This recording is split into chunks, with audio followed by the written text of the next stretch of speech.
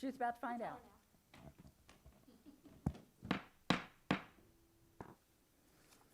Good afternoon, everyone, and welcome to the Orange County School Board's Work Session and Rule Development Workshop for Tuesday, August 4th, 2020. Board members are attending in person and telephonically, so I'm going to take a quick roll call. Member Gallo? Here. Member Lopez? Come back to Member Lopez in a minute. Member Cobert? Here, Chair. Member Gould? Vice Chair Gould? Come back to Vice Chair Gould. Dr. Gordon? Present. Oh, wonderful, thank you. Dr. Castrodental? I'm here. Member Byrd? I'm here, Chair. Okay, so let me circle back. Member Lopez? Vice Chair Gould?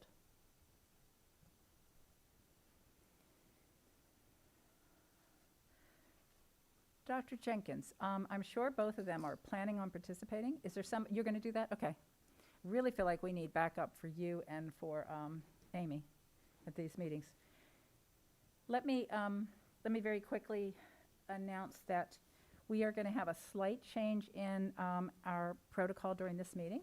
Not a major change, but Dr. Williams is going to take the cues from all the board members, those of us that are in the room, those calling in. So does everybody have your number, Dr. Williams, do you think? Oh, if not, if you could text everybody, Dr. Williams? Well, she puts it up there. I'm sure Dr. Gordon has it, but I want to make sure. And Vice Chair Gould? If she could text it. All right, who just joined us? Is that Vice Chair Gould? It is. Thank Okay. you. Thank you. Vice Chair Gould, we're going to have Bridget, Dr. Williams, take the cues for today. Do you have her phone number? Okay. I do. Thank you. Okay, and Dr. Gordon, do you have, I'm sure you have Dr. Williams' phone number, correct? Yes, ma'am. I have it, Madam Chair. Awesome. And the only other board member that I haven't heard from them is Member Lopez. And do we know if Member Lopez is coming? We're expecting her in person.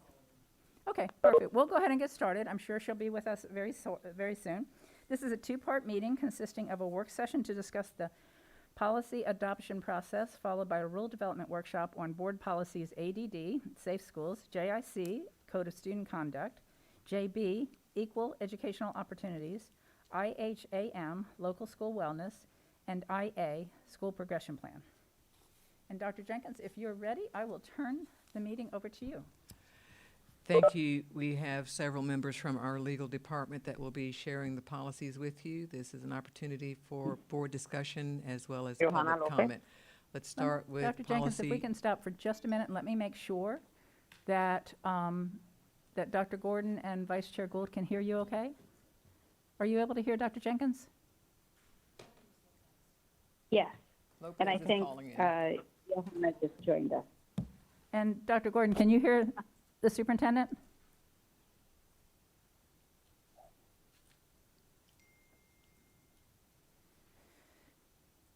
Dr. Gordon, can you tell us if you can hear the superintendent okay? I'm only asking because it was Oh, hard for me. yes, ma'am. I'm sorry. I had muted out. Okay. No Thank problem. you. All righty, excellent. Dr. Jenkins. Is Member Lopez on the line yet? Yes, I'm here. Do you hear me? We can hear you. Thank you. Thank you, Member Lopez. So let Thank the you. record reflect that Member Lopez is also present telephonically.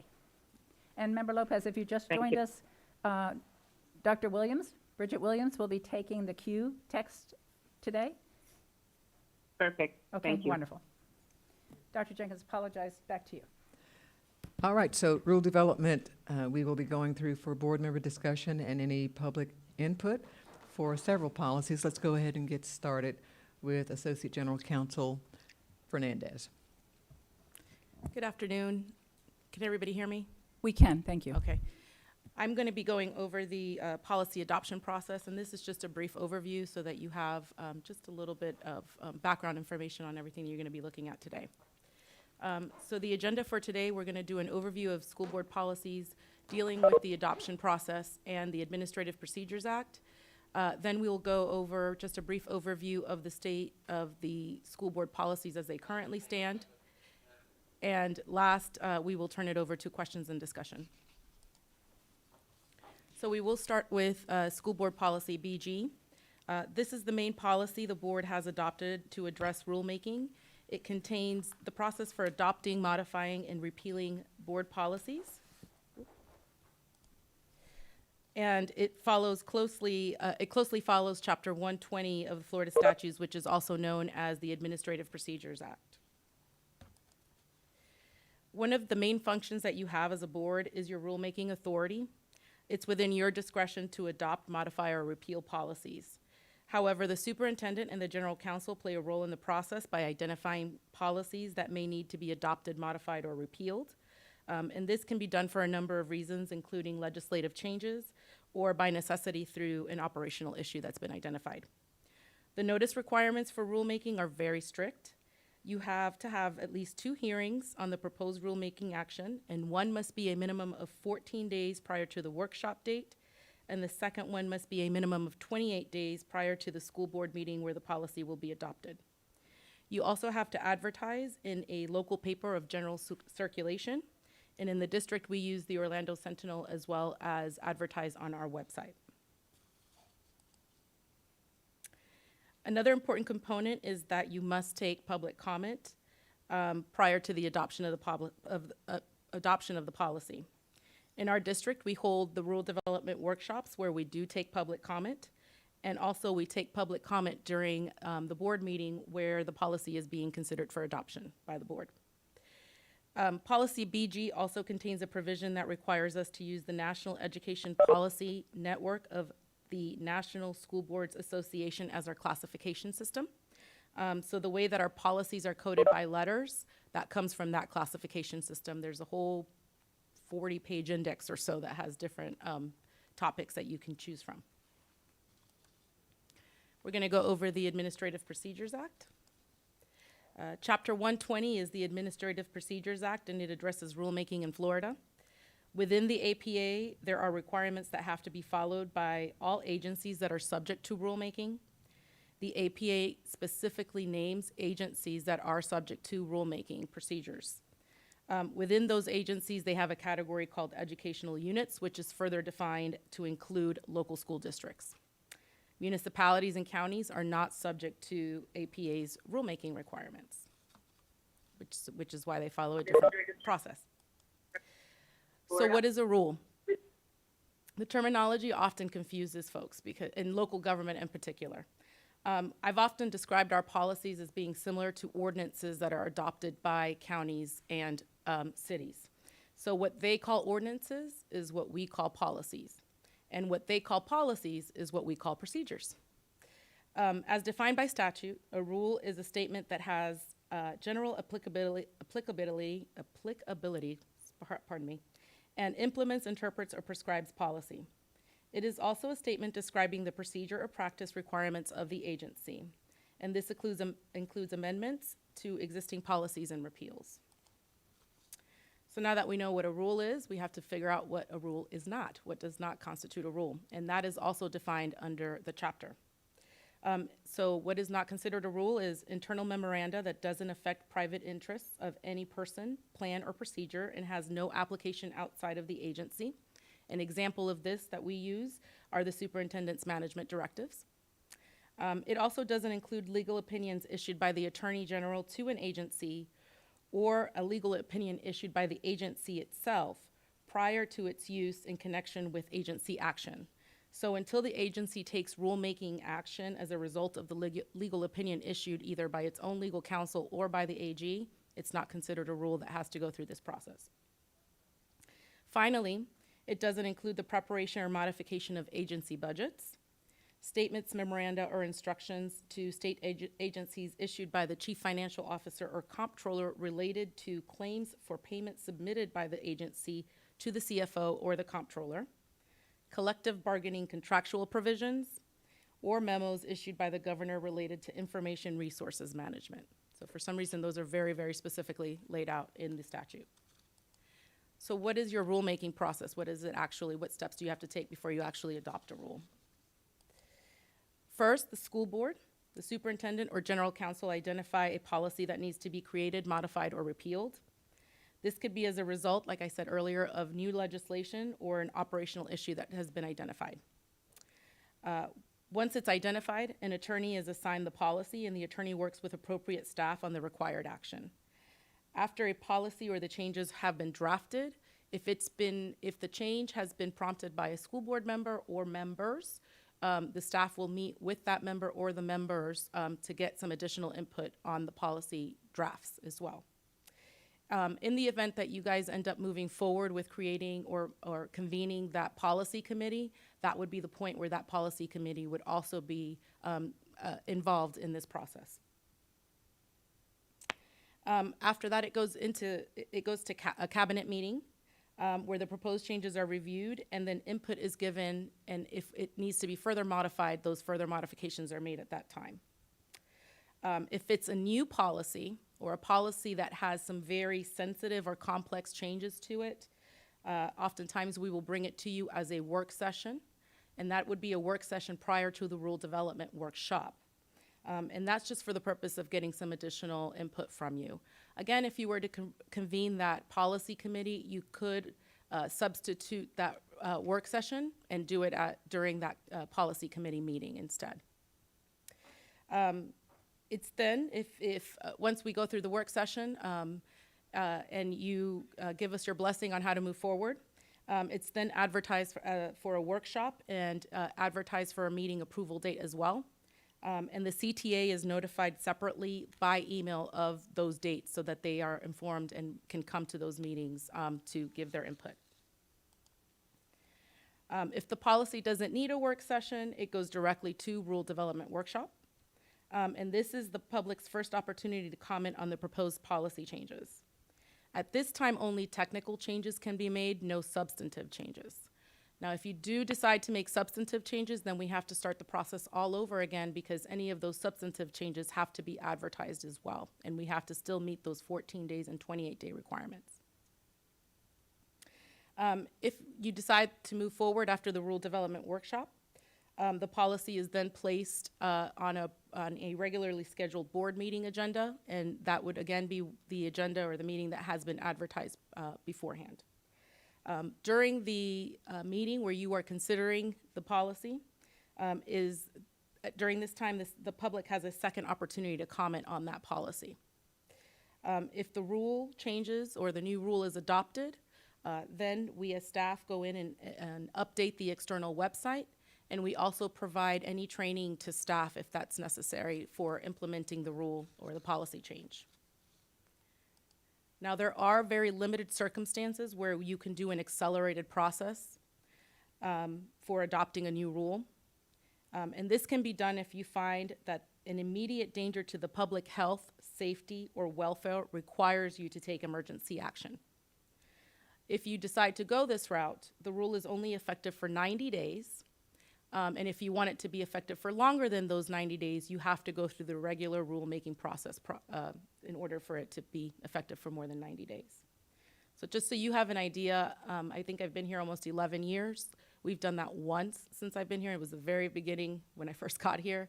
And the second time you may be doing it would be next week when you're going to have 3 policies before you for you to consider. So what's your current state of your policies? The NEPN classification system is divided into 12 sections. They're enumerated on the chart. They would be sections A through section L.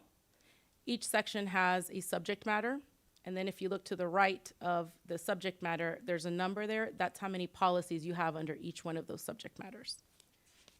You have a total of 222 policies currently.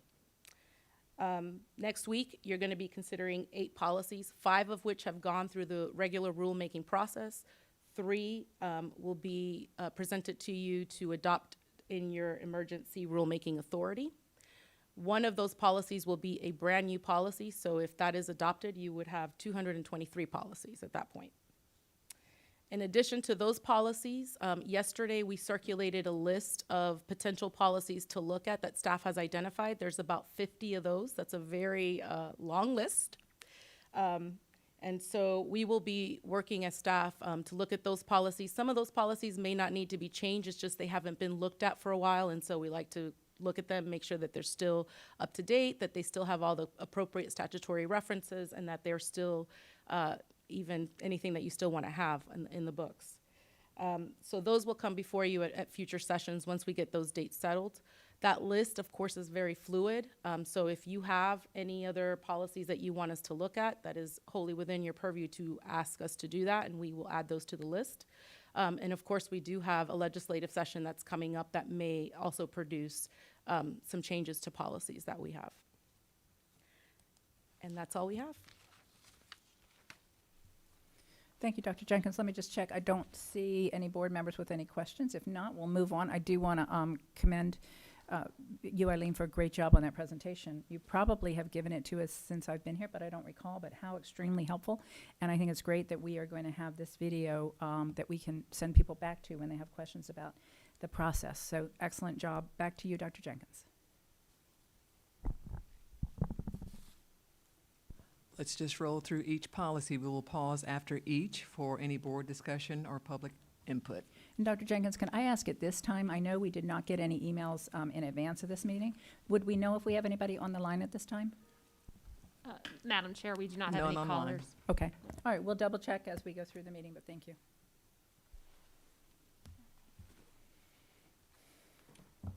Good evening. If possible, I would like to keep my mask on, but if you can't hear me, then I will gladly remove it. So if you could just let me know. I think if you took it off and got closer to the mic, It'd be a 'cause little it bit is a better. little hard Okay. to understand you right now. And Is this better? yes, and Okay. given some of the challenges for you this year, I Yeah. think it's in order. Okay. So this is the Rule Development Workshop for policies ADD, JIC, JB, IHAM, lovingly known as IHAM, and IA. Our agenda tonight is we're going to do the overview of the policies, a timeline, summary of actions, proposed revisions, next steps, and then we'll get to questions and discussions.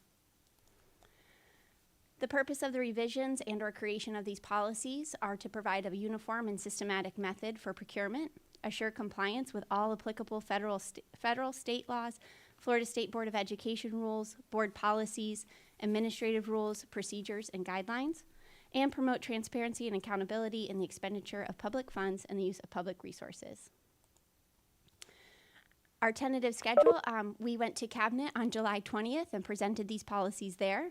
We will not Ms. be having... Kopesky, if I could stop you for just a minute, I apologize. I just saw Dr. Gordon had asked to be recognized at 4:47. So let me interrupt you for just a minute. And Absolutely. let's hear from Dr. Gordon before we get started. Dr. Gordon, you're recognized. Hello? Hi, Dr. Gordon. Did you want to speak now, or do you want to wait till Ms. Kopesky's presentation is done? Yes, Attorney Eileen, I believe it was, did speak quite a bit on the policy adoption process, and she kept referring to the policy committee. I think I'm the only one that have been on that board right now, if it's not Ms. Gould. But before Ms. Fernandez joined us, the policy committee was created for another purpose. I won't go into it in detail, but she kept alluding to it in her presentation and saying where it could be added. But there was nothing in the report showing what we had created under that policy committee. Those were just board committees that we were trying to expedite and get through the Orange Book and get through policies, norms, procedures, and how we're going to follow. So she may want to go back, and we need to take a look at it at the board and the purpose of why we formulated that, and to see if we still need it, because these policies and adoption process generally help us, but it was not formulated specifically for that reason. We were just trying to get committees to help us move us forward with those 2 volumes of Orange Books that we had, and trying to decrease them and not keep adding on policies, but decreasing the policy. And then when we did not need the committee anymore, we did not use that committee anymore. So we did a lot of talking about it in the presentation, but we did not bring that policy so you could see what it was, and that can be done at a later date. But I don't want you all to think that it was created to help expedite the policy adoption process. Thank you, Dr. Gordon. Thank you, Madam Chair. No, thank you for that history, because I know for all of us that are here now, we were not quite sure how it got in there and what it was created for. So this is the 1st You're time. right, and that when you go through and see some of the things that we did, it was really those orange books. I don't know if anybody ever showed you all those 2 volumes of orange books, but this is about the last of it now, where you see these policies from 1996. Some of them still on here, but the General Counsel Office, present and past, has done an excellent job in bringing our policies up to date. So I just wanted to point that out, that committee was just something that the chair at that time, whoever was the chair, could have been Tim Shea, it could have been, it'll reflect in there because of the year. Couldn't have been Tim Shea, I'm sorry. But it could have been Susan Arkins, more than likely, or it could have been Linda Sutherland, or, you know, in that area, and there was a need for us to bring it in so we could figure out how we could get through those 2 orange books. Excellent, excellent. Again, thank you, because I have wondered. You're welcome. I have wondered about that all this time. Yes, and if you notice, we never really used it anymore. No, exactly. We didn't have a need for it because of the General Counsel Office. And the purpose is not to keep adding more work to our workload, because we were already overworked. We were trying to get our policies down to 1 thin book. And I think when you came on board, you saw how well that was executed through the General Counsel's office. Thank you, thank you. You're welcome. I'll just add, Dr. Gordon is correct. There's no purpose stated in policy BG for the policy committee. So she's correct. We need that historical information. Thank you, Dr. Gordon, for that. And if you would all like to see them, we do still have a copy of the orange binders in our office. Thank you.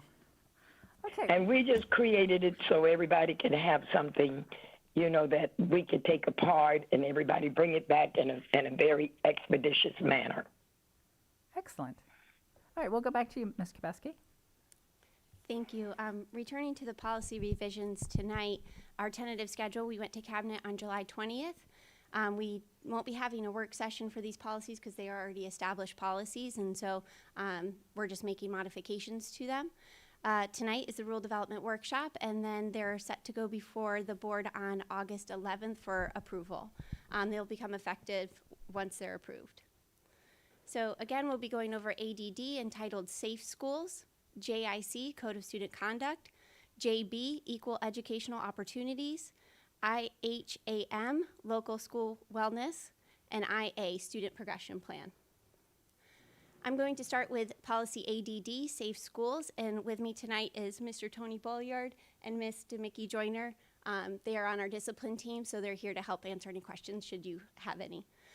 The purpose of Policy ADD is we're readopting and revising it to be in conformance with statutory requirements, and revisions have been made to existing policy language to include legislative updates, content, formatting, and terminology edits consistent with statutory language.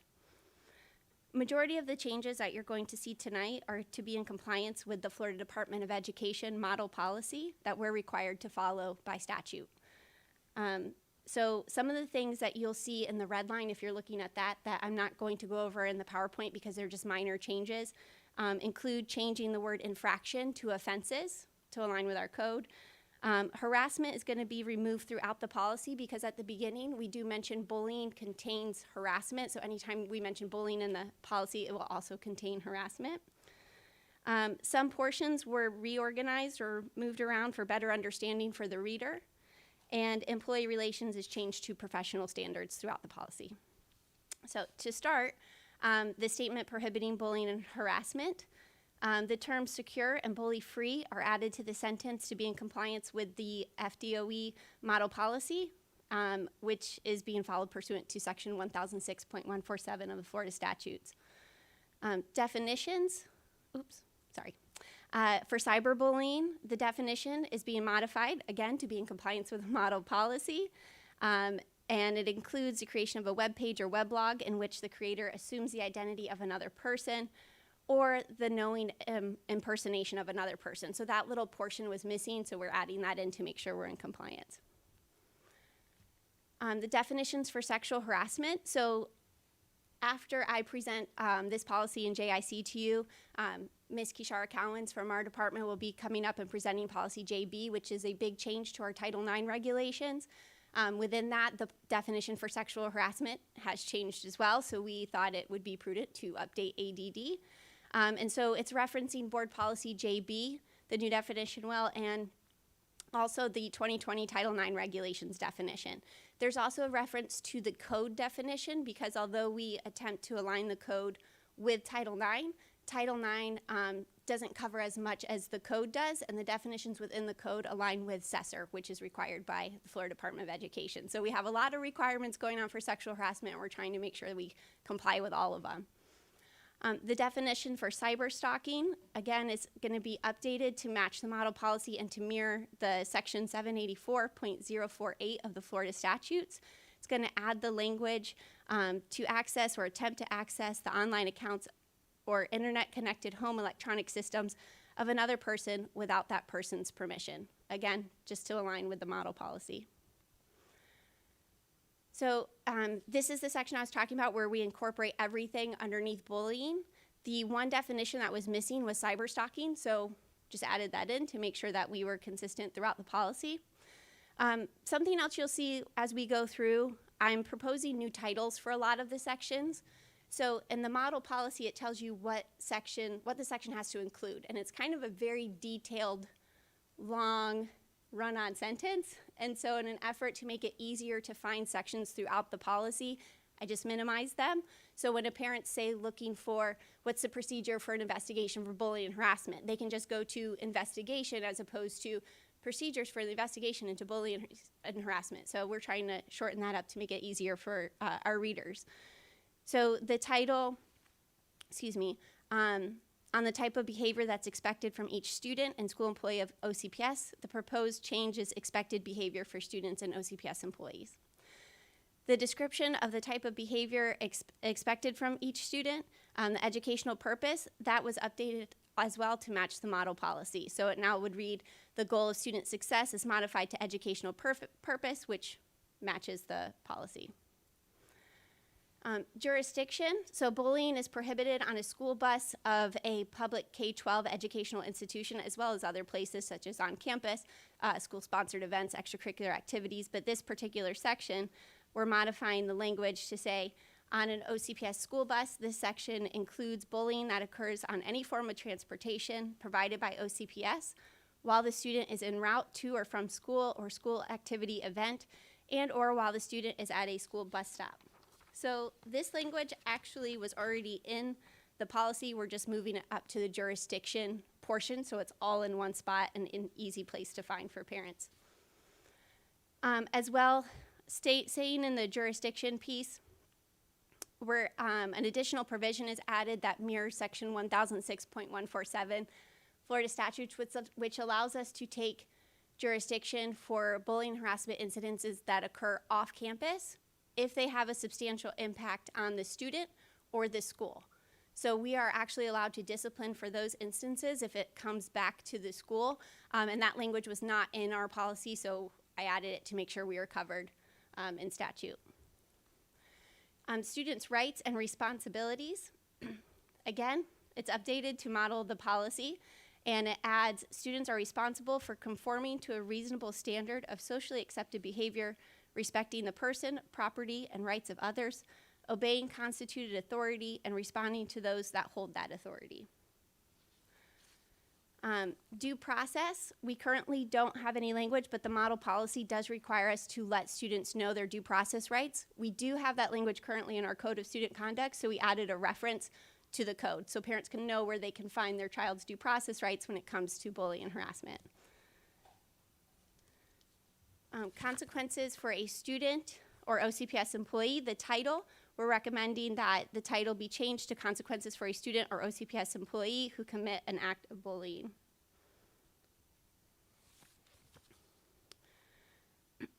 Computer-related bullying under the consequences section. So, and right now the consequences say they'll be taken as outlined in the section on abuse of electronic and internet communication devices, as well as outlined in the Code of Civility found in Board Policy KFB. We currently don't have an abuse of electronic and internet communication devices. That was in our code, but in the 2018-19 school year, we updated it to our internet use agreement that students now sign. And so that language is being changed just to match what we currently have in our code. In addition, we don't currently have a Board Policy KFB, so that was removed so it wasn't confusing for our readers. The title for the consequences for an OCPS employee of a public K-12 educational institution who is found to have wrongfully and intentionally accused another of an act of bullying harassment, we're suggesting the title be changed to consequences for a student or employee who wrongfully or intentionally accused another of an act of bullying. So just shortening, again, that title a little bit so it's easier to read.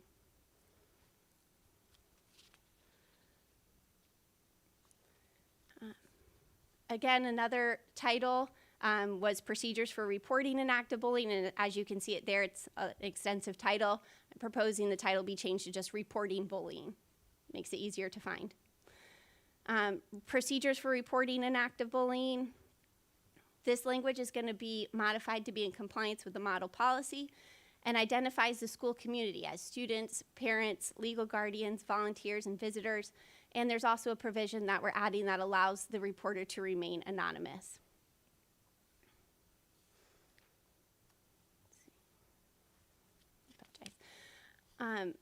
Documentation of complaints. So the administrator, principal, or designee is required to document all complaints regarding bullying. We're adding language that they're to use a specified OCPS reporting form as a means to document that information. You'll see if you look on later in the policy, there was actually a form that was connected to this policy previously that we're suggesting be removed. The reason for that is because it was in bullying/harassment/Title IX, and with the new Title IX provisions, we're separating the two out, and we've actually updated that form as well, which will now be contained in the Discipline Procedures Guide for schools to utilize. It doesn't have to be in policy. Again, another lengthy title basically talks about OCPS's jurisdiction, and I'm proposing the title be changed to just scope of OCPS. Again, under the jurisdiction piece for determination, it says the principal designee will determine whether the act of bullying is within the scope for OCPS.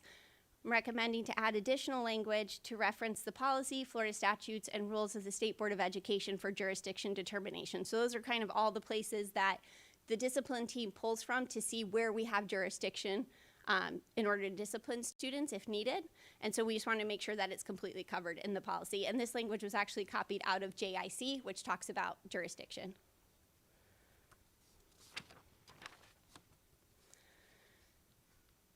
There's currently no language under jurisdiction determination for computers. Okay, so in order to do a search for school staff to do a search on cyberbullying, we have to be able to take down our web filtering software so that way staff can go into like social media accounts or something like that where they can actually go into Facebook, go into Instagram, go into whatever the platform may be where they can actually investigate this incident. So the model policy requires us to have in our policy that computers without web filtering software or computers with web filtering software that is disabled shall be used when complaints of cyberbullying are investigated. So we can't just say, oh, our computers won't let us into, say, Facebook, therefore we're not going to investigate it. We actually have to be able to have that ability to disable that web filtering software. The next portion talks about another lengthy title, and I'm proposing the title be changed to just investigation.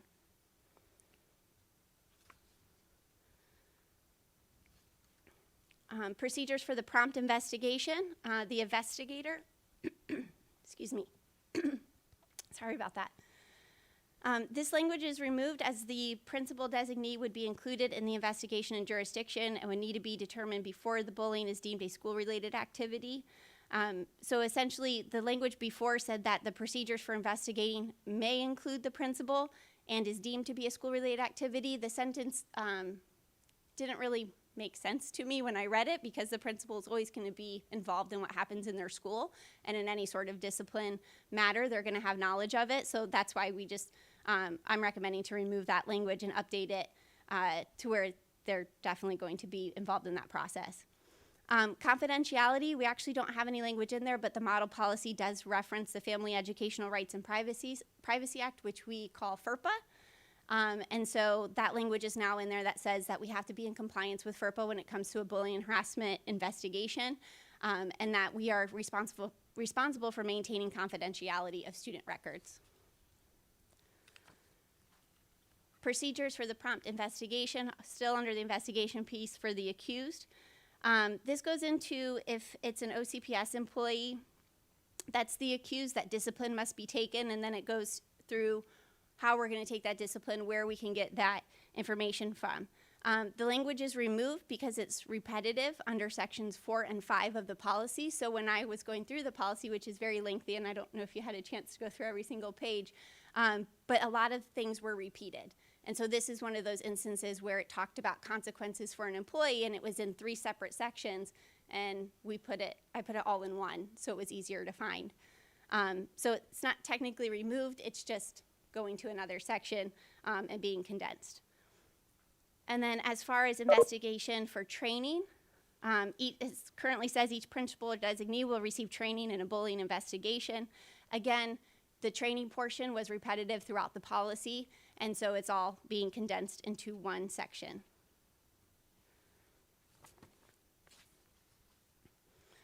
Another lengthy title, which I won't read the whole thing for you, but basically I just want to propose it to just be notification. So the lengthy title talks about the procedures for notifying the victims, parents, legal guardians, or legal guardians of the bullying and harassment, and the parent legal guardian of the offender. But I figured notification makes it easier for parents to find that exact section that they're looking for. Again, under procedures for training, this is another section where it talks about where the principal needs to receive training on investigative procedures regarding bullying and harassment. We've already discussed that earlier in the policy, that anyone touching bullying and harassment will be trained, and so therefore it's repetitive, so I'm recommending its removal.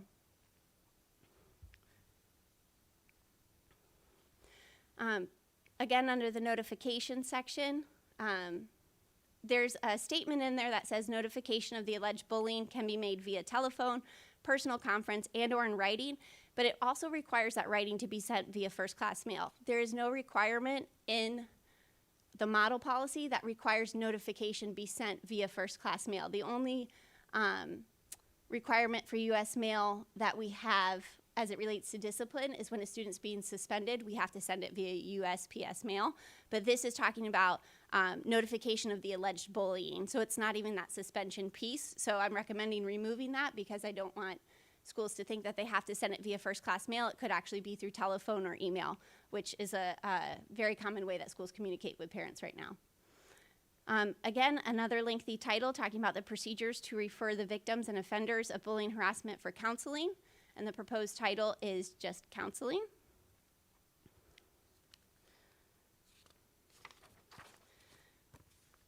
Under the counseling section, there's a portion that talks about the informal consultation with the child study team. A parent guardian may request consultation, but the language is being modified to be in compliance with the model policy. And it says that an OCPS employee or parent or legal guardian may request the informal consultation with the child study team and determine the severity of concern and appropriate steps to address the concern. Again, under the same section, there's a referral to the child study team. The language is being modified to match the model policy and requires that the student be referred to the child study team. So right now in the policy, there's a may refer, but the model policy says that we shall refer. So that's just being updated to match that. Under the counseling section again for the child study team review, it says the child study team will identify and access appropriate services for students. Again, there is additional language in the model policy that we didn't have, so it adds the following language: counsel and support to address the needs of the victims of bullying, research-based counseling interventions to address the behavior of the students who bully others, and or research-based counseling interventions which includes assistance and support provided to parents, legal guardians, if deemed necessary or appropriate by the child study team. Another title, that talks about our reporting structure to SESR, which is the School Environmental Safety and Incident Reporting. So I'm recommending the title be shortened to just that, SESR. Reporting requirements, there's currently no language, but we're recommending to add language to identify SESR and OCPS reporting requirements that states all reports of bullying will be in conformance with Florida statutes and State Board of Education rules which set forth the requirements under SESR. So SESR codes currently in the policy, it lists the SESR codes for bullying, harassment, unsubstantiated bullying, and unsubstantiated harassment. What I thought would be useful for parents, instead of lumping it all into one place, is separating them out. So now there's a substantiated section and an unsubstantiated section for bullying and harassment. And the code for sexual harassment is also added. In addition, the requirement to report bullying-related offenses is also added to be in compliance with the model policy and to be in compliance with SESR. Under the reported data section still, I'm recommending to add language regarding the reporting data to the FDOE and identifying incident basis for SESR offenses, which again is to be in compliance with the model policy. The incident basis data includes incidents that occur on the basis of sex, religion, race, disability, and or sexual orientation. So this is something that we already do, just putting it in the policy to let parents and our readers know that that's something that we already do. So we have to provide instruction to students on bullying and harassment and the effects of that. And so the title is very long, so I'm proposing the title just be changed to instruction.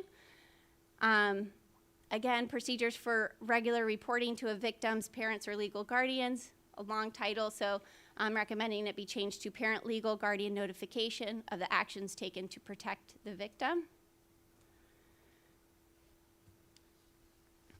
We are required to publicize the policy, which we do on our website. It's under school board policies, and then it's actually, I believe, the first or second one that pops up.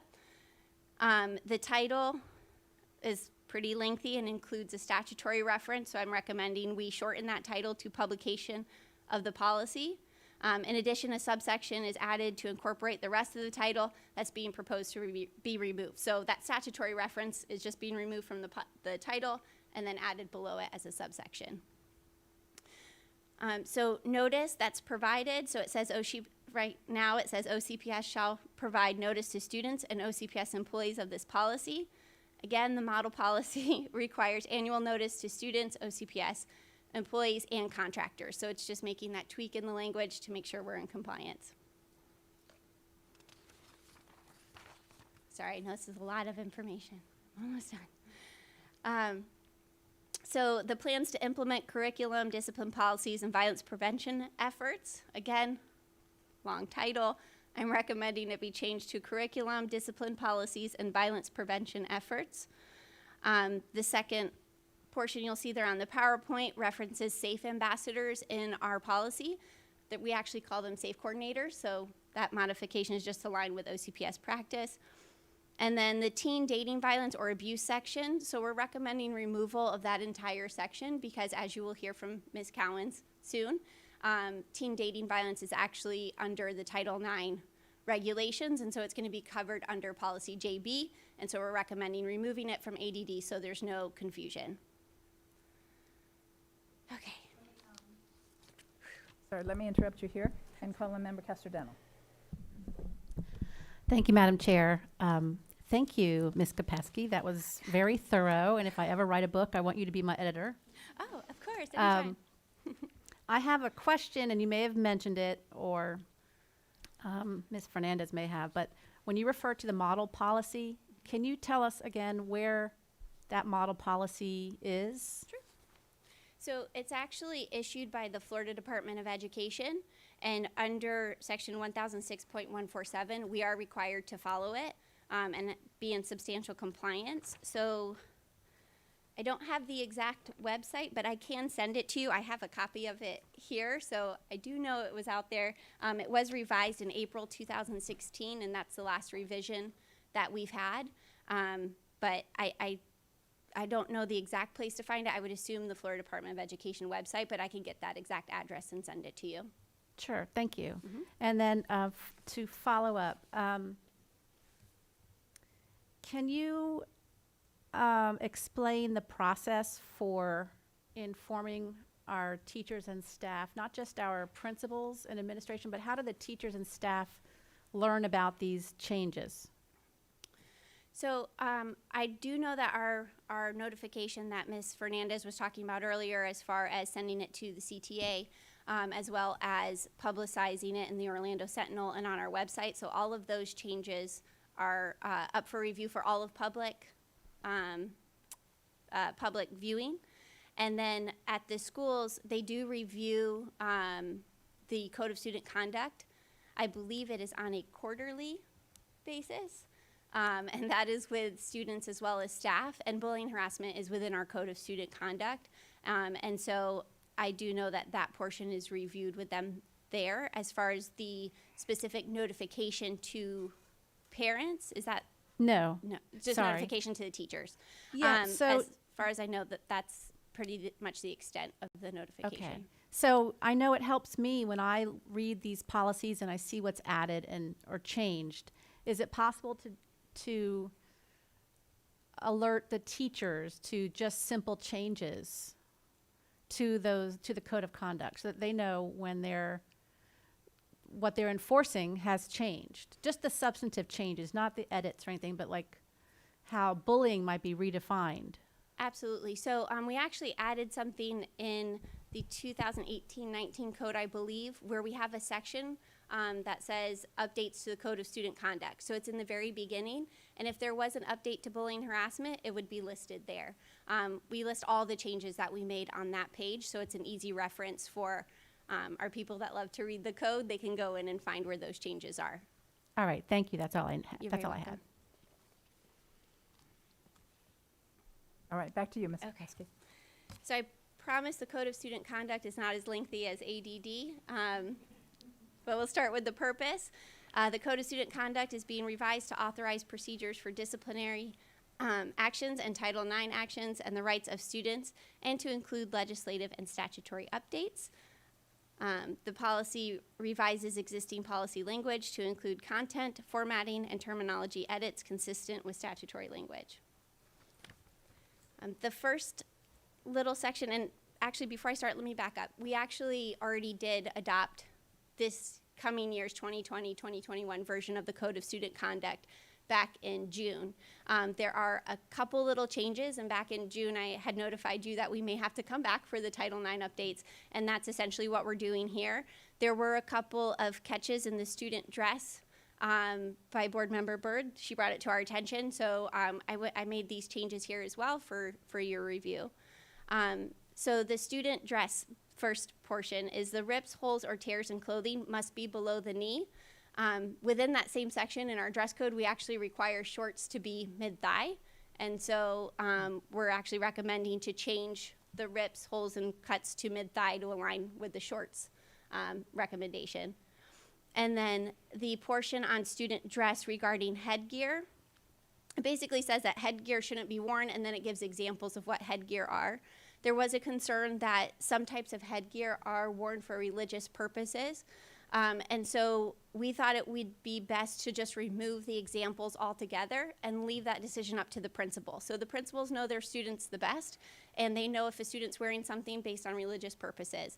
And so therefore, it would be up to them to determine what's appropriate and what's inappropriate when it comes to headgear. So it's not allowed unless the principal gives you a specific exemption.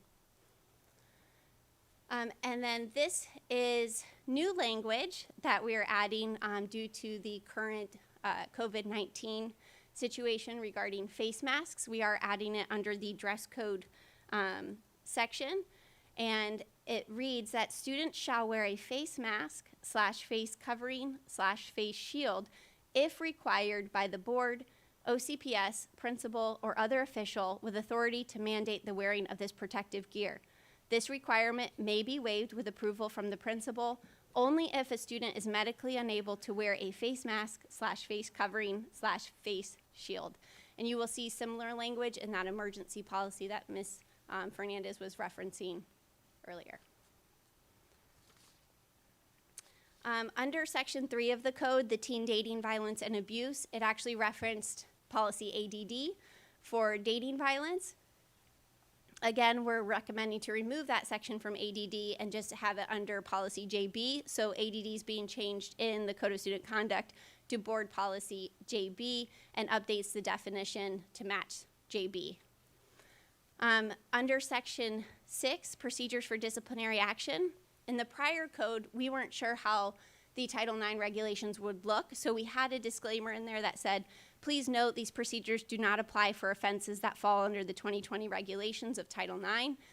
But in doing more investigation and working with the wonderful Ms. Cowens, who knows Title IX better than anybody I know, we're actually modifying that language, that disclaimer in each section under Section 6 for procedures for disciplinary action to read, please note these procedures should be used in conjunction with the procedures set forth herein, which align with Title IX and Board Policy JB entitled Equal Educational Opportunities. So the Title IX section we are adding to the code because that's a place where parents and students go more often than I would say perusing our policies on the website. They have the capability to look at both, but we thought it was important that they also have this notification through the Code of Student Conduct. So JB will be very detailed. The Code of Student Conduct does reference it, and we're working on putting hyperlinks in the code so someone can just click JB and it'll take them straight to the policy. But what I'm going to go over is kind of a summary of what's in JB, and then Ms. Cowens will go into more detail with you as to what's in that policy. So this is a brand new section, procedures for disciplinary action for Title IX. It's being added to be in compliance with Title IX, and language is added requiring these procedures to be used for sexual harassment claims only if they meet the definition of sexual harassment under Title IX and or Board Policy JB, and this is before any discipline consequence is issued. So essentially something happens, the school needs to determine, does this meet Title IX? If it doesn't, they can continue with their Code of Student Conduct investigation. If it does meet Title IX, they're going to first follow Title IX procedures, and then they can jump over to the Code of Student Conduct after this process has gone through. And again, Ms. Cowens will go into more detail on the Title IX procedures momentarily. There's a definition for complainant and respondent. The complainant is going to be the person who, for lack of better terms, is the victim, and the respondent is going to be the alleged offender. So our first step under Title IX, an investigation commences when a school has actual knowledge of sexual harassment occurring in an OCPS education program or activity. In addition, a report can be made by any person with knowledge of sexual harassment incidents. So a school has actual knowledge. That means that any school employee, once they have knowledge that sexual harassment has occurred in an OCPS program or activity, they have a responsibility to report that information to the Title IX coordinator at the school, or at least an administrator who could then give it to the Title IX coordinator. This step also provides notification of the different agencies and departments the allegations should be reported to. For instance, if it's criminal in nature, they're going to want to report it to their SRO. If there's a belief of child abuse, they may report it to DCF. If there's an employee involved, the report should also go to professional standards. So step 2 is the complainant must be notified of supportive measures and an opportunity to file a formal complaint. In addition, a respondent may be removed under the emergency removal provisions. So supportive measures, and again, Ms. Collins will go into more detail, but that's more like if the complainant wants to switch classes, or we could put in some sort of a no contact agreement, something that's not disciplinary in nature but does protect both parties in the allegations. And then a student could be removed under an emergency removal provision, but that does require a imminent threat. So if there's no longer a threat, we may not be able to remove them from school. That does require that imminent threat to be present in order for us to invoke that emergency removal. Step 3 states a formal complaint must be filed by either the student, parent, guardian, or Title IX coordinator within 10 days of the alleged misconduct. Excuse me. Step 4, after a formal complaint is filed, the school must immediately determine if the Title IX provisions apply. If the criteria for Title IX is not met, the complaint is dismissed, and that's where your Code of Student Conduct investigation would then start. And the complainant is then notified within 1 to 2 days and may request an appeal of that decision of the complaint being dismissed. Step 5, the school must provide the respondent and complainant with and his or her parent guardian written notice of the allegations within 2 school days. Both the respondent and complainant may elect to have an advisor to assist them through the process. Step 6, the respondent has an opportunity to provide a response regarding the complaint. The school will conduct an initial interview of the respondent regarding the matter within 5 school days. So if this is like a student discipline investigation, this is going to be where the school sits down with the alleged offender and asks them questions. However, under Title IX, the respondent also has the capability to bring in a pre-written statement that they can provide to the school. Step 7, an investigation must be conducted by the Title IX coordinator at the school. Both the complainant and respondent will have an opportunity to present witnesses, evidence, and inspect and review all evidence once the investigation is complete. The investigation shall be completed within 5 school days from the interviews of the complainant and respondent. Step 8, the complainant and respondent will be given 10 school days to review and submit a written response to the evidence. Step 9, the Title IX coordinator will create an investigative report which summarizes the findings of the investigation. The report will be provided to the complainant and respondent to review, so that way they can ask any relevant questions as they pertain to a report. So if you think of it, this is almost like a hearing on paper, essentially. So they have their investigative report that they give to both parties. They get to then respond and ask questions, kind of like you would do if you were sitting in a hearing. These questions will be answered by either party or witness to the incident, and the complainant and respondent will then have an additional opportunity to ask follow-up questions to be answered. The respondent and complainant will have 10 days from the receipt of the investigative report to provide their written response. Step 10, the written response and investigative report is then given to the decision maker, which we have determined should be the principal for OCPS. And then in step 11, the principal/decision maker makes a written determination of responsibility. So that's basically saying, do they think this action occurred or did it not? And the Title IX coordinator will be responsible for implementing any remedies stated in the written determination. Step 12, the complainant or respondent can file an appeal if they do not agree with the determination of responsibility. The reasons an appeal will be granted are listed, and the appeals decision maker has 5 school days to issue a determination. So one of the reasons, or some of the reasons which Ms. Collins will go over momentarily, that an appeal may be reviewed is going to be if there's a conflict of interest. I can tell you right now. But basically, conflict of interest, or if a due process right was violated, something like that would be permitted to give you an appeal. Under the additional guidelines, there's language in there that a person may not intimidate, threaten, coerce, or discriminate against any individual for the purpose of interfering with any right or privilege proposed by Title IX, as this would constitute retaliation. And schools are required to maintain confidentiality as provided in FERPA, but what you will find out momentarily is that Title IX actually trumps FERPA. But we will also follow FERPA as closely as we can outside of those Title IX regulations that we are required to follow.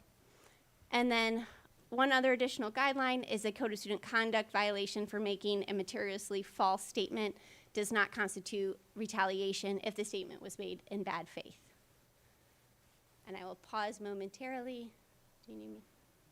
I think we're good. Good. Okay. I will turn it over to Ms. Cowens then, who's going to update you on policy JB, equal educational opportunities.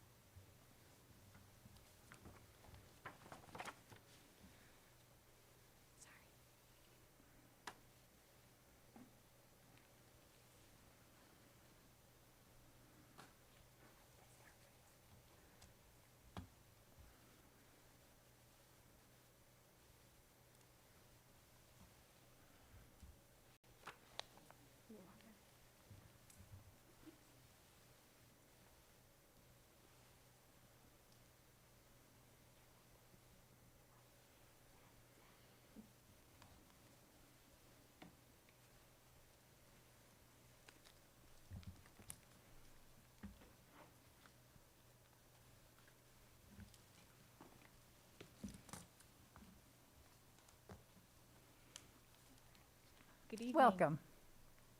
Apologize, sorry. Good evening. Is everyone able to hear me? And everybody online here?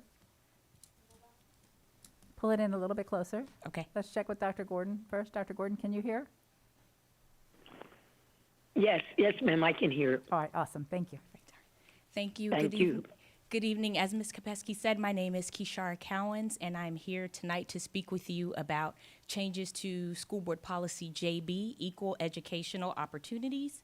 JB is being revised to reflect legislative changes, and the revisions have been made to the existing policy language to include legislative updates, content formatting, and terminology edits consistent with statutory language. On May 6th of 2020, the Department of Education released the new Title IX regulations requiring school districts and colleges and universities to have these new regulations fully in place by August 14th, 2020. So you will note as I go through this policy today, we have been required to essentially do an overhaul of our current Title IX policy pursuant to these new regulations in order for us to be in compliance with what the regulations say. So there will be a lot of areas where you'll see it'll say no language because we haven't had language similar to what these regulations say in our current policy. One of the first things that the regulations did, they changed our definition of sexual harassment. And so we've updated that definition in the policy. And essentially what it says is that sexual harassment has to meet one of three criteria. The first is if an OCPS employee conditions the provision of an aid, benefit, or service of the school on an individual's participation in unwelcome sexual conduct. We call this the quid pro quo provision. Essentially, if an employee were to say to a student, if you want to get a better grade in my class, you need to engage in this sexual conduct, that would be something that would fall under that provision. The second prong of the new definition of sexual harassment says that unwelcome conduct determined by a reasonable person to be so severe, pervasive, and objectively offensive that it effectively denies a person equal access to the school's education, program, or activity. And this is where I believe the majority of the complaints that we will see at our schools this year will come from in this prong two. And so what the schools will need to be trained on, and they will be trained, we'll get to that provision in the policy as well, is determining if the conduct met that three-prong test: severe, pervasive, and objectively offensive. And that's something that we will work with the schools to make sure they're comfortable with making that assessment. The other provision, prong three as I call it, is sexual assault as defined in the Clery Act, and dating violence, domestic violence, and stalking as defined in the Violence Against Women Act. What is unique about this section is that previously the Clery Act and the Violence Against Women Act, are also known as VAWA. You might hear me say it that way as well. Those were only applicable at the collegiate level for our colleges and universities. With the Department of Education including these definitions in this provision, they have now made those laws applicable at our K-12 schools as well. So we will now be utilizing those definitions. And within that sexual assault definition, that includes rape, statutory rape, incest, and fondling. That is all encompassed within that sexual assault definition. So we have several definitions that we've added to the policy because there are terms and phrases that the regulations require us to use. And so there was no mention of these previously because we weren't utilizing these terms. As Ms. Kopesky told you, the complainant is the person who's reporting the sexual harassment, the alleged victim, essentially, if you will. The respondent is the perpetrator, the alleged perpetrator of that conduct. Supportive measures, these are things that our schools are already doing. They just are not called supportive measures currently. But for example, if we receive a complaint of sexual harassment, a school may institute supportive measures along the lines of changing a complainant's class schedule, changing their lunch schedule if they'd like their lunch schedule changed, moving their seat inside a class. The important thing to note with these supportive measures, though, is that the regulations say that they are non-disciplinary and they're non-punitive. So that's why when I gave the example, I only referenced the complainant because we would only be permitted to move the complainant's class or change the complainant's lunch. We would not be able to do anything to the respondent at this point because the regulations are clear that there can be no disciplinary measures taken against the respondent until we've completed the entire grievance process that I'll go over with you in a moment. Remedies is another definition that we've added, and remedies are very similar to supportive measures, but the difference here is that remedies are given at the end of the process. So they can be disciplinary and they can be punitive. So the remedies could be us moving a respondent's class or changing a respondent's lunch schedule. That's where we would be able to do those things to the respondent at that point.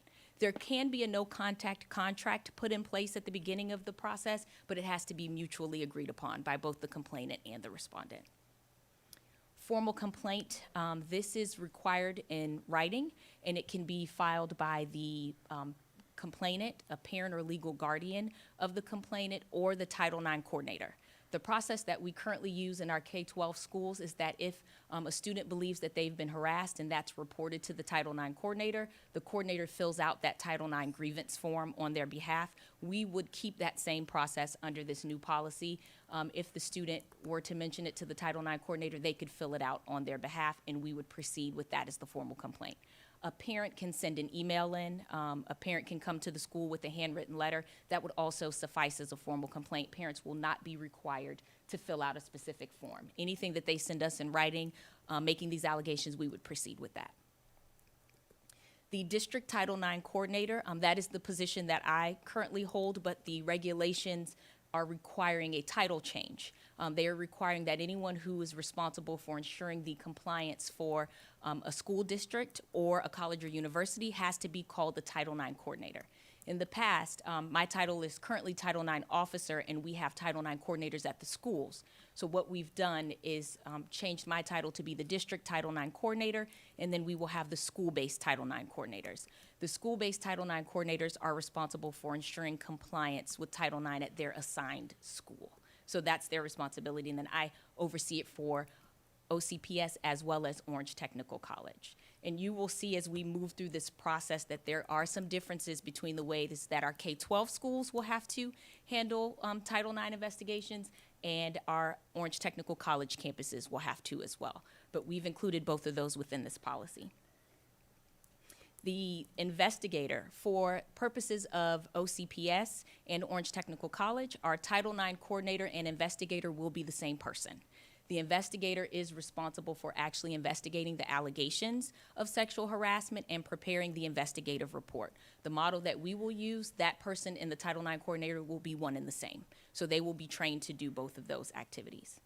The decision maker is the person responsible for making that discipline determination that Ms. Kopesky mentioned earlier. They're responsible for preparing the written determination. That will be our principals at the K-12 schools, and at the tech colleges, that will be our hearing officer. The hearing officer will preside over the hearings because our tech colleges are required to have hearings as a part of their Title IX grievance process. So the decision maker, the hearing officer are one and the same, they're just doing it at different places. The appeals decision maker, will be our Associate General Counsel, John Palmerini.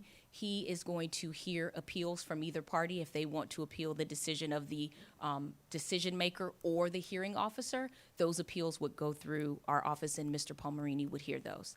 One of the things that the regulations have required is that we have separate roles for all of these people. The single investigator model is the model that has been widely used in school districts and colleges and universities across the country, and that has been the model that OCPS has been using. And when I say single investigator, I mean the Title IX coordinator has conducted the investigation and has made the discipline recommendation. These regulations have said that we can no longer do that.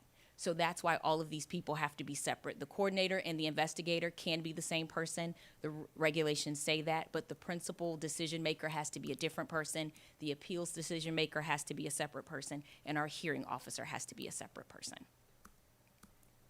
The scope of Title IX. And so the scope of Title IX, essentially, there's another test. I talked to you about that three-prong test when you decide if it meets the definition of sexual harassment. The next step is that you have to determine if it meets the scope of Title IX. And that means if it meets that definition of sexual harassment, the next step you'll go to is, did it occur within an OCPS education program or activity? And then if it did, the last step is, did that occur against a person in the United States? That's essentially what the scope of Title IX encompasses. It's that three-step process that you have to go through to see if you need to continue on with the Title IX grievance process.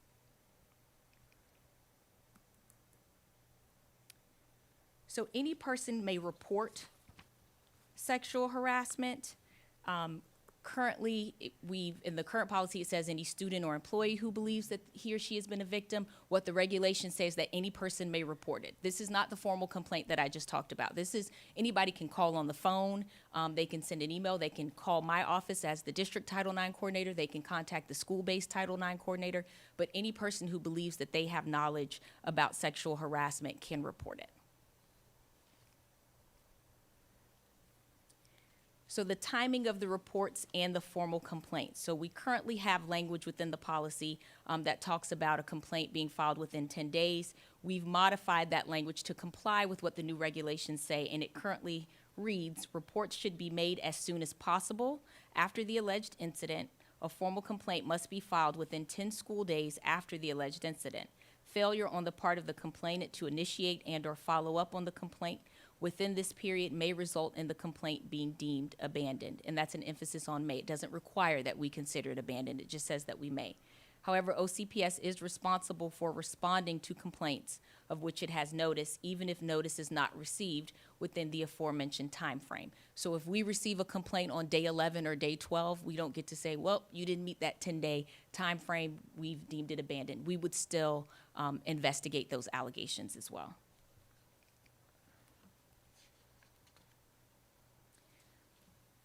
Employee reports of sexual harassment. And so essentially, what the regulations require is that anyone, the language has been modified to include the updated titles within the Title IX process, and it replaces the phrase discrimination with sexual harassment. And the language now reads that all OCPS employees are required to and must report in writing any allegations of sexual harassment or violations of this policy to the district Title IX coordinator, school-based Title IX coordinator, or appropriate area or district administrator.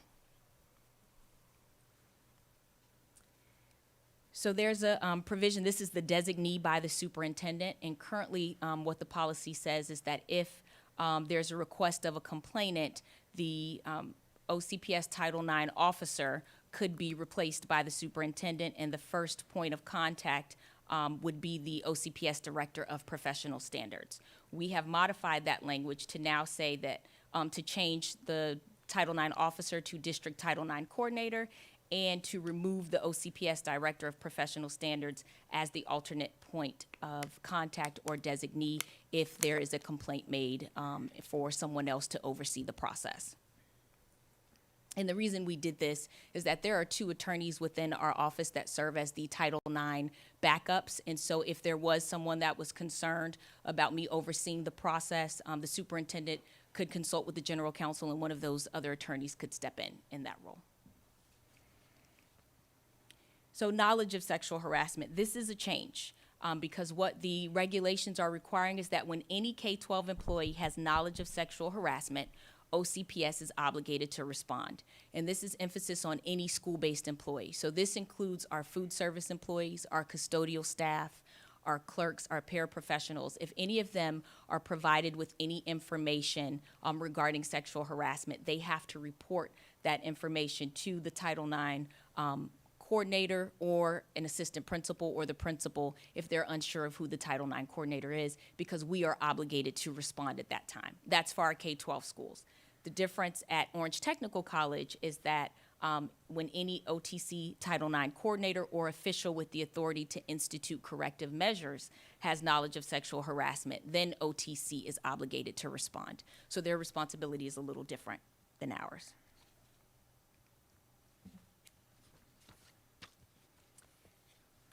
So our response to knowledge of sexual harassment. So schools must respond pursuant to the regulation to knowledge of sexual harassment within our education program or activity within 24 hours or no more than 2 school days. And so once the school-based Title IX coordinator receives this information, then we want them to initially reach out to the complainant to offer supportive measures that we talked about, to consider the complainant's wishes with regard to those supportive measures, and to explain the process regarding the filing of a formal complaint. And that would more so be for our tech colleges. If, because those are the adult students, they would be able to decide whether or not they wanted to file the formal complaint. At our K-12 schools, once that information is given to the Title IX coordinator, they will fill that complaint out and move forward. If it is determined that the alleged sexual harassment might constitute a crime, the language that we've added to the policy is that the matter shall immediately be reported to the school resource officer or the appropriate law enforcement agency. And if there's any uncertainty regarding whether the alleged incident might constitute a crime, we're recommending that they err on the side of reporting it to the school resource officer so that they can make that determination. And this is the same thing with the reporting to DCF for child abuse. We're saying that if the alleged sexual harassment might constitute child abuse, then the matter shall immediately be reported to DCF. And if there's any uncertainty, we're asking that our staff err on the side of reporting the matter to DCF.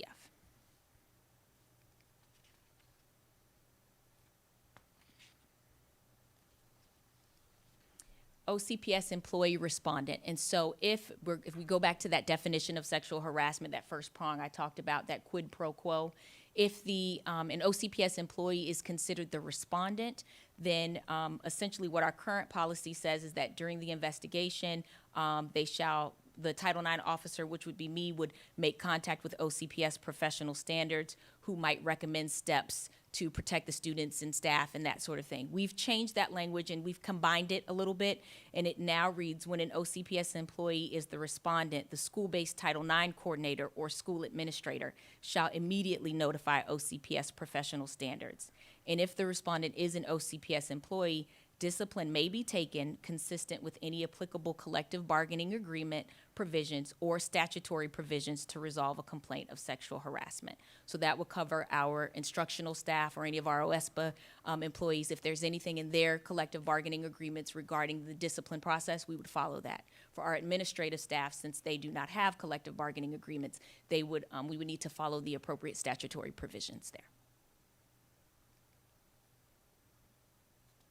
So the filing of a formal complaint, there's currently no language in our policy because we haven't required a filing of a formal complaint before, but in accordance with the new regulations, we have had to add that. And so essentially it says that the formal complaint can be filed by the complainant, a parent or legal guardian when we're talking about our K-12 students, or the Title IX coordinator, the school-based Title IX coordinator. And at the time of the formal complaint, the complainant must be participating in or attempting to participate in the school's education program or activity.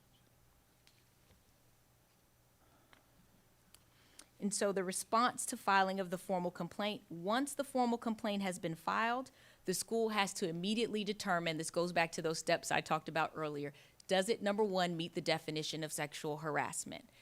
Did it occur within an OCPS educational program or activity? And did it occur against a person within the United States? Those are the three things that we have to determine immediately. If the school determines that these steps are met, then they will proceed through the grievance process in this policy. If the school determines that these requirements are not met, then they must dismiss, and we're going to come up to dismissal in a moment. I'll talk to you about the steps for dismissal. They must dismiss pursuant to the regulations. They say they're required to dismiss it. But as Ms. Kopesky said earlier, we can proceed under our Code of Student Conduct for discipline in another way. We're just not required to go through the Title IX grievance process. Consolidation of formal complaints. There's currently no language in our policy about consolidating, but the new regulations do say that we can consolidate if we have more than one complainant filing a complaint against a respondent.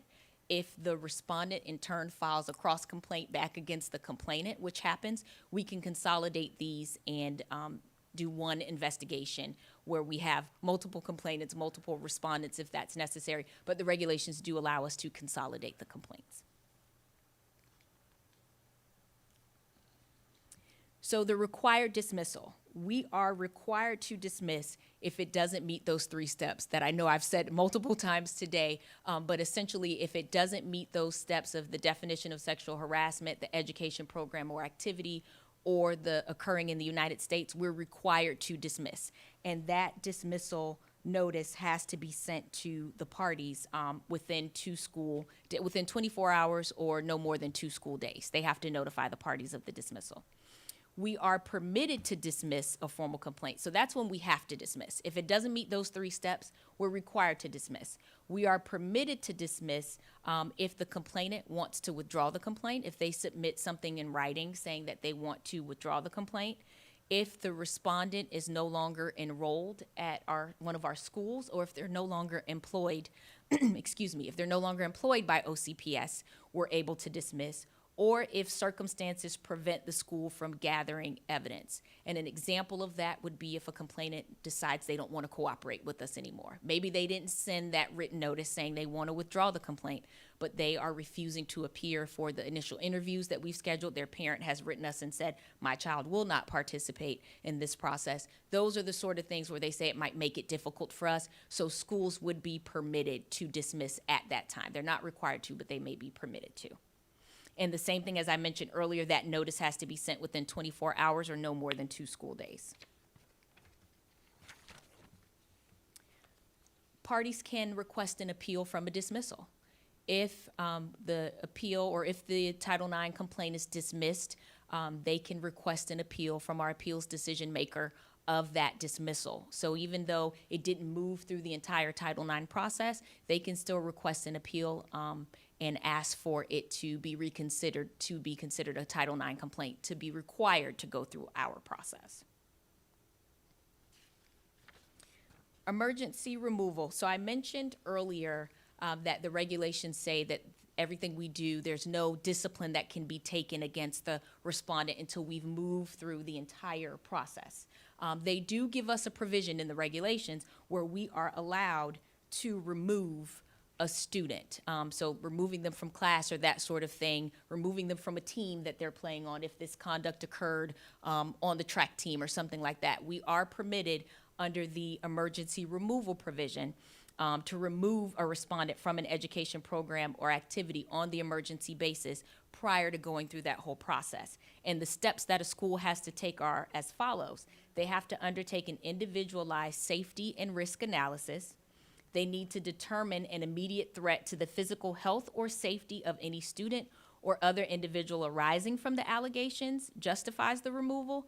And they have to provide the respondent with notice and give them an opportunity to challenge the decision to be removed within 2 school days. And so essentially what this means is, if I'll give you an example, if a complainant files a formal complaint and we're required to submit that written notice, and the respondent is going to get that notice and they're going to see who the complainant is that's filed the complaint against them. If that respondent then goes and makes some sort of threat against that complainant or any witnesses who might have witnessed the alleged harassment, this would be where the emergency removal provision might allow us to remove that respondent so that we could protect the health and safety of the complainant or any of those witnesses. Because the regulations don't just say it's the complainant, it's anybody involved in the process. So that includes witnesses as well. But the important thing to note is that this provision may not be construed to modify any of the students' rights under the IDEA, Section 504 of the Rehabilitation Act, or the Americans with Disabilities Act. So the grievance process, I've talked quite a bit about this because it is lengthy, and I know this is a lot to process. There's a lot of steps here that we're required to follow. But once we receive the formal complaint, once our schools get these formal complaints, or once that Title IX coordinator fills that formal complaint out on behalf of the student, we have to provide notice to the parties within 2 school days. They are required to receive notice of these allegations. And so this is a written notice that will go to the parents and legal guardians of our K-12 students. And for our tech college students, since they're adults, it will go to them. But the written notice has to include the following: the identities of the parties involved, so they will know who's made the allegations against them, the conduct which allegedly constitutes the sexual harassment, the date and location of the alleged incident, if it's known, and then there has to be included a statement that the respondent is presumed not responsible for the alleged conduct. And I hate to equate this to a criminal proceeding because it's not, but just to give you the frame of mind, it's the innocent until proven guilty standard, essentially. We have to make sure they know at the outset that they are presumed not responsible until we've completed this process. We have to notify them of what the school's grievance process is. That's what's included in School Board Policy JB, so the form letter will refer them to our policy so that they can review it. A statement that a determination regarding responsibility is made at the conclusion of the grievance process. A statement informing the parties that they may have an advisor of their choice who may be but is not required to be an attorney. And so this is a new thing for us with the advisors, and I'll talk a little bit more about advisors coming up in the policy, but each party, that's the complainant and the respondent, is allowed to have an advisor of their choice to accompany them to any meetings during this process. That advisor can only attend meetings with their party. So if the complainant has an advisor, their advisor can only attend meetings that the complainant is invited to. The complainant's advisor does not get to sit in on the respondent's initial interview or anything like that. Just, I want to make sure that you all understand that piece. A statement advising parties that they may inspect and review the evidence, and a statement informing the parties of the provision in our Code of Student Conduct that prohibits knowingly providing false information or giving false statements. So all of this information is required to be in that initial written notice that we have to send to the parties.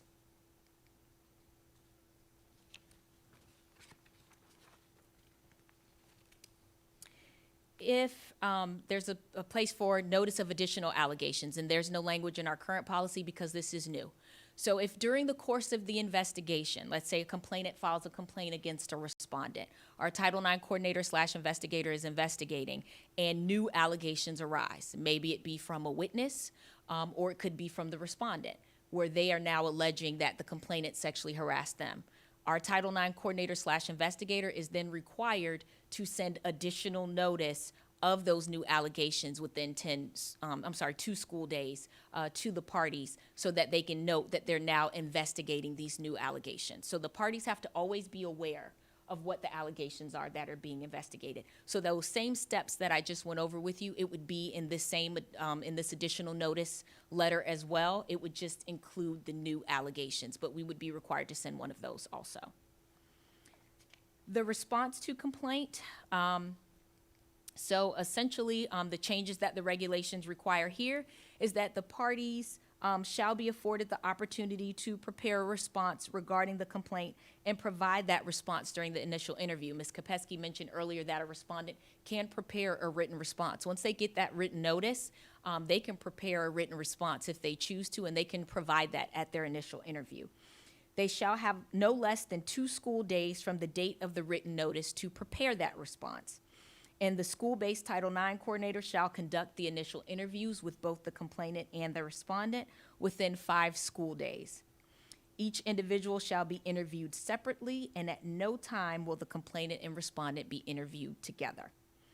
This time frame may be modified for good cause. So we may extend that within 5 school days if there's good cause. For example, the absence of a party or a party's advisor, or even a witness. If a witness is out of school on a trip or something like that, and we need to take a little bit more time so that the investigator can interview that witness.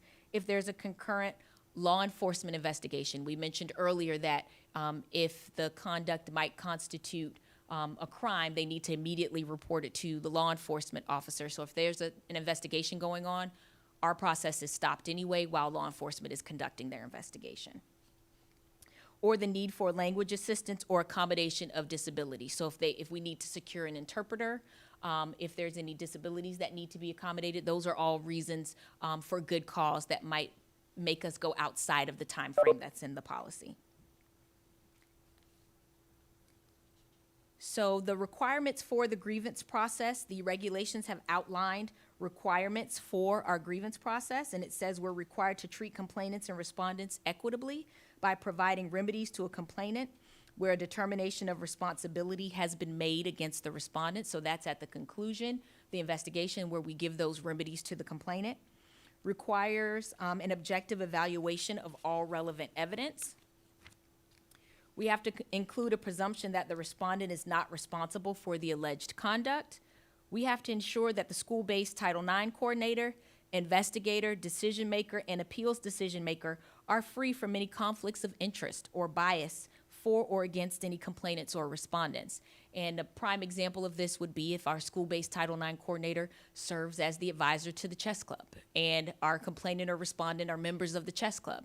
My recommendation to the schools when I train them will be that they have another person stand in and serve as the school-based Title IX coordinator in this matter, so that there is not any allegations of a conflict down the road, because those are grounds for appeal once we get to the end of the process.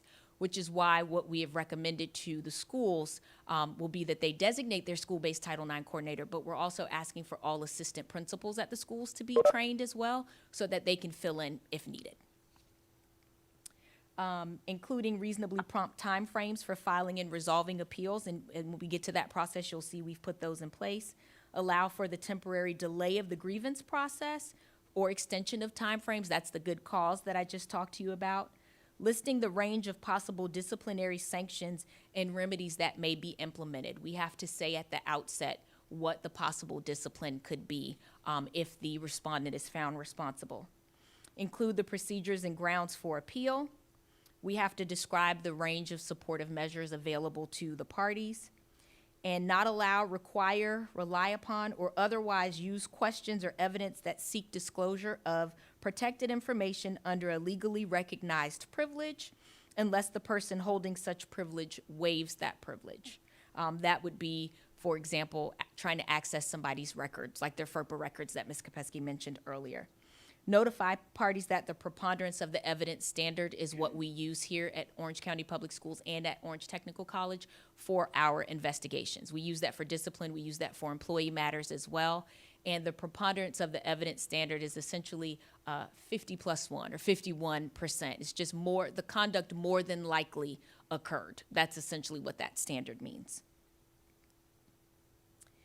So we have to outline the procedures for the investigation of the formal complaint. So the investigation must be completed and the evidence provided to the parties within 5 school days of the initial interviews with the complainant and the respondent. This is the new language that we've added in. And we've noted that whichever interview is later. So if the complainant's interview is on Monday and the respondent's interview is on Friday, we're asking our school-based Title IX coordinator to have all of their evidence gathered within 5 school days of the respondent's interview, because that is the later interview. This time frame may be extended for good cause for those same reasons that I referenced to you earlier. OCPS has the burden of proof and the burden of gathering evidence. The regulations spend a lot of time talking about this because they felt that in the past, they were talking about it more at the collegiate level, but I'll let you know for purposes of our discussion today, they felt like the responsibility fell on the respondent to prove their innocence and that they had to send all the information in. They want to make it very clear that the responsibility to gather that evidence rests with us as OCPS. And so it will rest on our investigators and Title IX coordinators at the schools to gather all of that evidence. We are not able to obtain medical records unless given voluntary written consent. So for our K-12 students, obviously that consent would need to come from their parent or legal guardian if they wanted to provide some sort of record for us to review.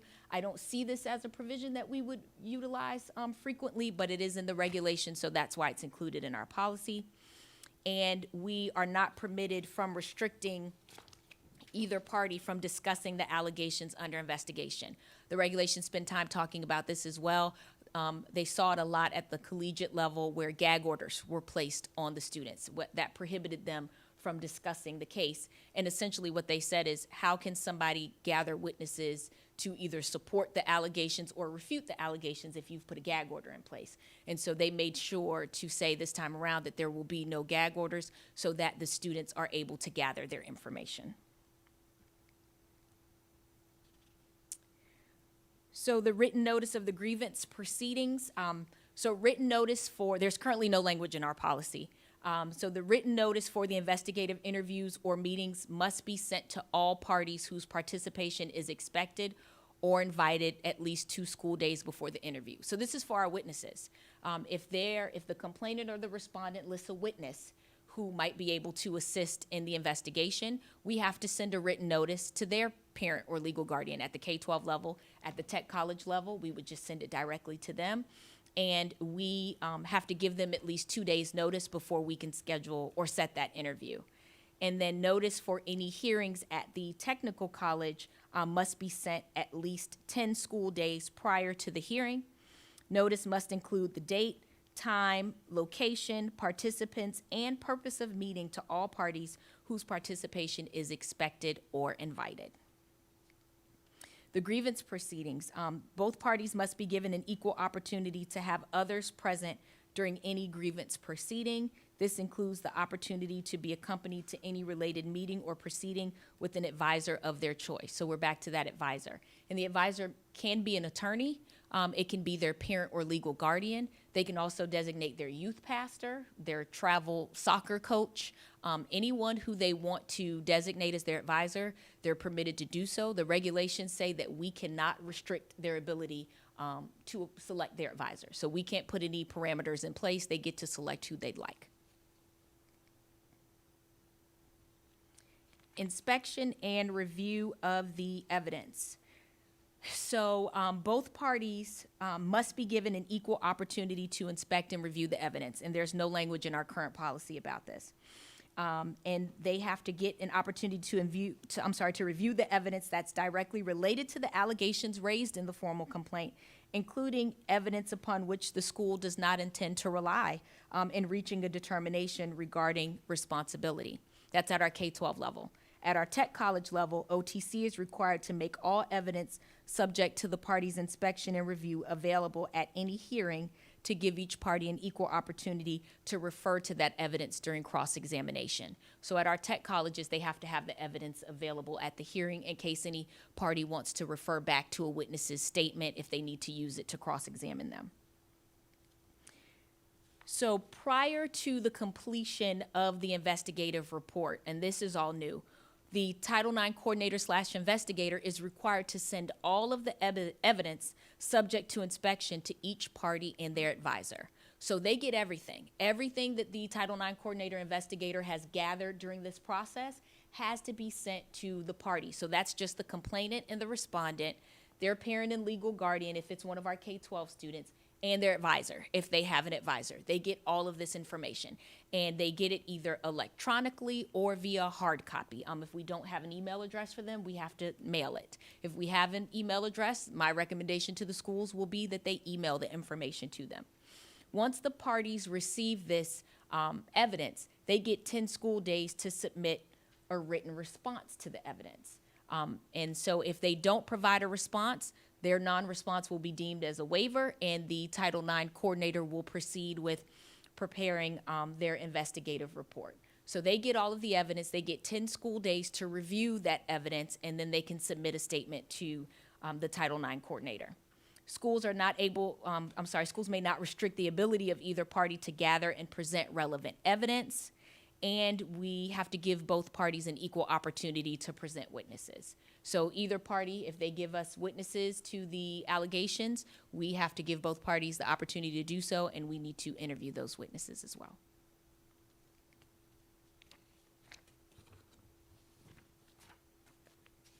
So I mentioned the investigative report. This is also new. We have not required our coordinators in the past to prepare an investigative report, but the regulations require that they do so. And the investigator has to create a report that fairly summarizes all of the relevant evidence and send the report to their parties, the advisors, and the parents or legal guardians.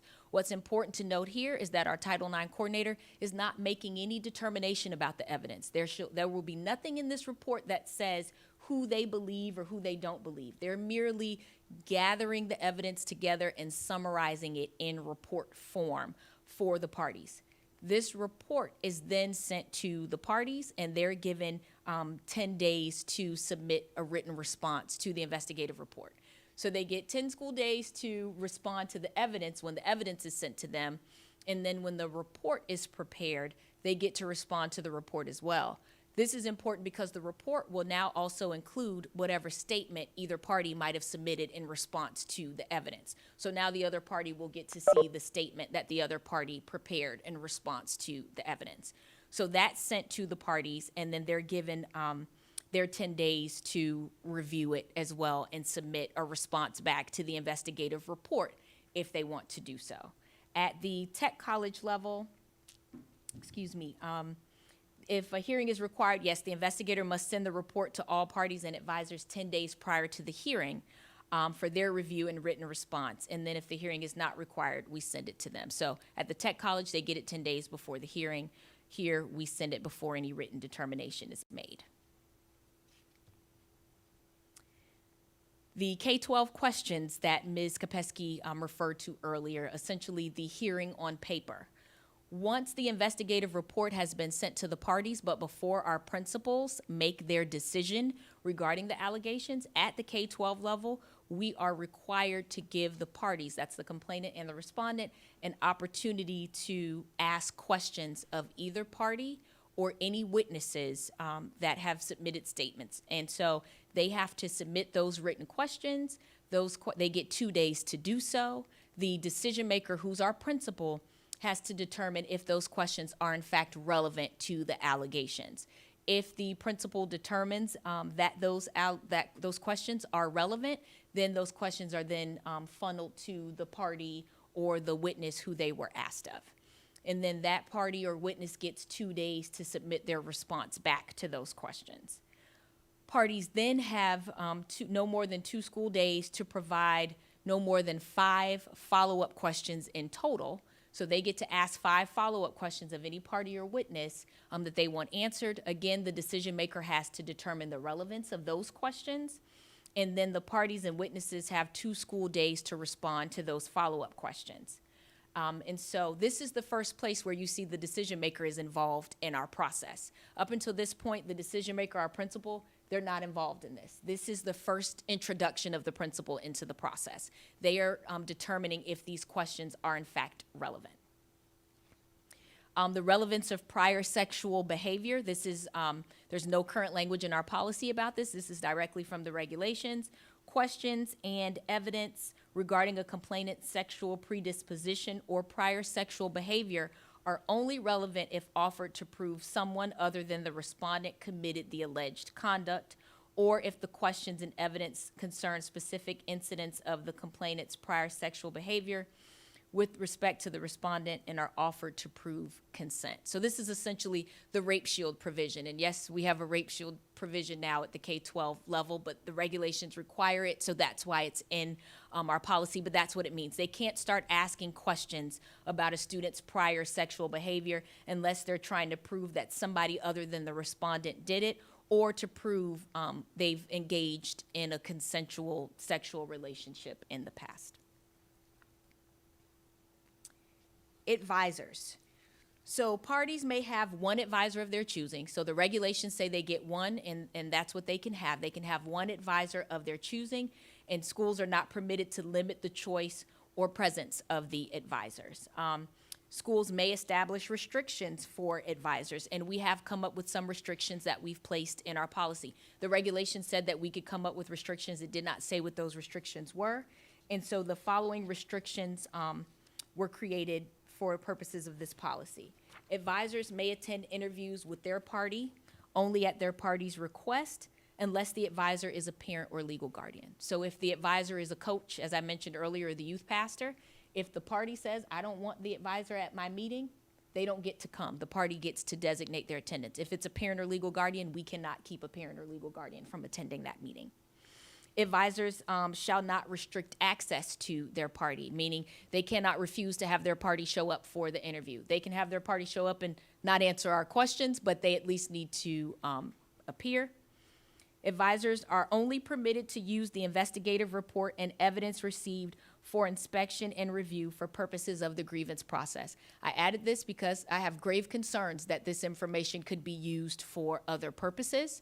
So that's why I put it in the policy, and it leads into the next provision that advisors will be required to abide by a non-disclosure agreement that complies with both Title IX and FERPA that will restrict them from utilizing this information. Because again, they get everything. They get to see these students' names, they get their statements, they get to see it all. I saw you look up Member Colbert when I said that. Yes, they are. They're permitted to get all of that information, and so we want to try to protect it as much as we can while still complying with what the regulations require us to do. Advisors may not request education records that are protected by the Family Educational Rights and Privacy Act of 1974, FERPA. So they get records as they relate to this Title IX matter because Title IX says we have to give it to them.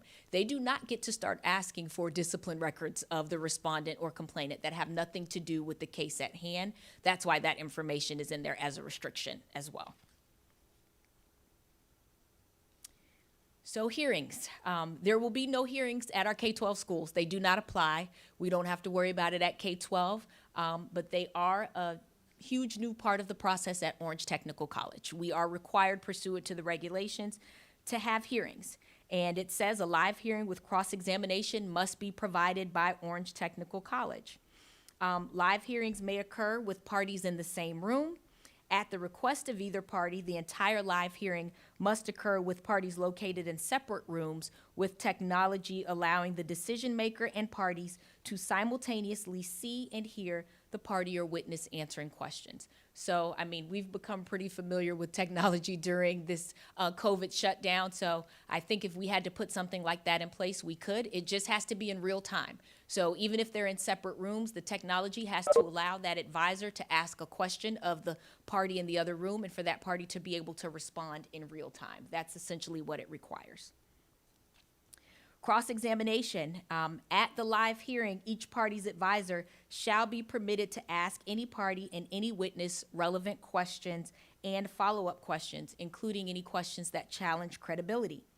This cross-examination must be conducted directly, orally, and in real time by the party's advisor and never by a party personally. That's why it's important that these advisors are appointed. And I feel like I might have skipped it on the previous slide, and I apologize. If they don't have an advisor, we are required to appoint one for them at the tech college level. We do not have to do that at K-12. But at the tech college level, if they don't have an advisor, we are required to appoint one for them. And what the policy says, yes, I went back to the previous slide. I did skip it. We are asking them to notify us at least 5 school days prior to their hearing that they need an advisor so that we can get one appointed for them. They get the opportunity to meet that person, and that person has the opportunity to prepare since they are conducting cross-examination on their behalf. Only relevant cross-examination and other questions may be asked of a party or witness. So the same way I told you at the K-12 level where our principal would decide if those written questions were relevant, here's where the hearing officer makes that determination. So when a question is asked before a party or witness can answer, the hearing officer has to determine if it's relevant or not. So if the question is asked before either party answers, we have to look to the hearing officer, and the hearing officer has to determine if it's relevant.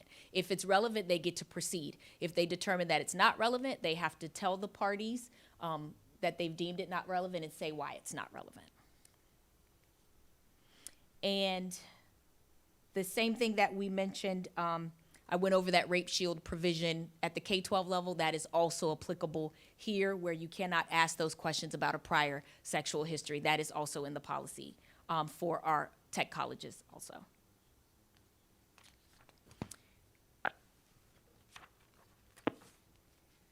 OTC has to create an audio or audio-visual recording or transcript of any live hearing. So there has to be a record of these hearings, whether it's audio or audio-visual, or if it's a transcript, if we have a court reporter, there has to be some sort of record of these hearings at the tech college level.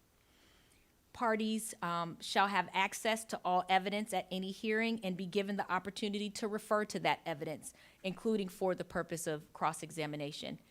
And I'm not saying no language. I know you guys can see it up there because none of this stuff is currently in our policy. I'm just kind of walking you through these steps. We weren't doing hearings before.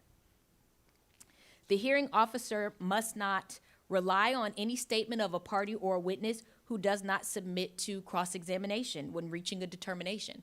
So if during the investigative process we have a witness who submits a written statement or they appear for an interview, but when it comes time for the hearing, if they refuse to appear for the hearing, the regulations say that the hearing officer must not rely on their written statement or whatever statement they might have given to the Title IX coordinator if they do not avail themselves of the opportunity to be cross-examined. And also, the hearing officer cannot draw an inference about the determination based solely on a party or witness's absence. So sticking along those same lines, if the respondent's key witness does not appear for the hearing officer can't ultimately decide, oh, well, your witness didn't show up, so you must be responsible. That's essentially the other piece that the regulations have said as well.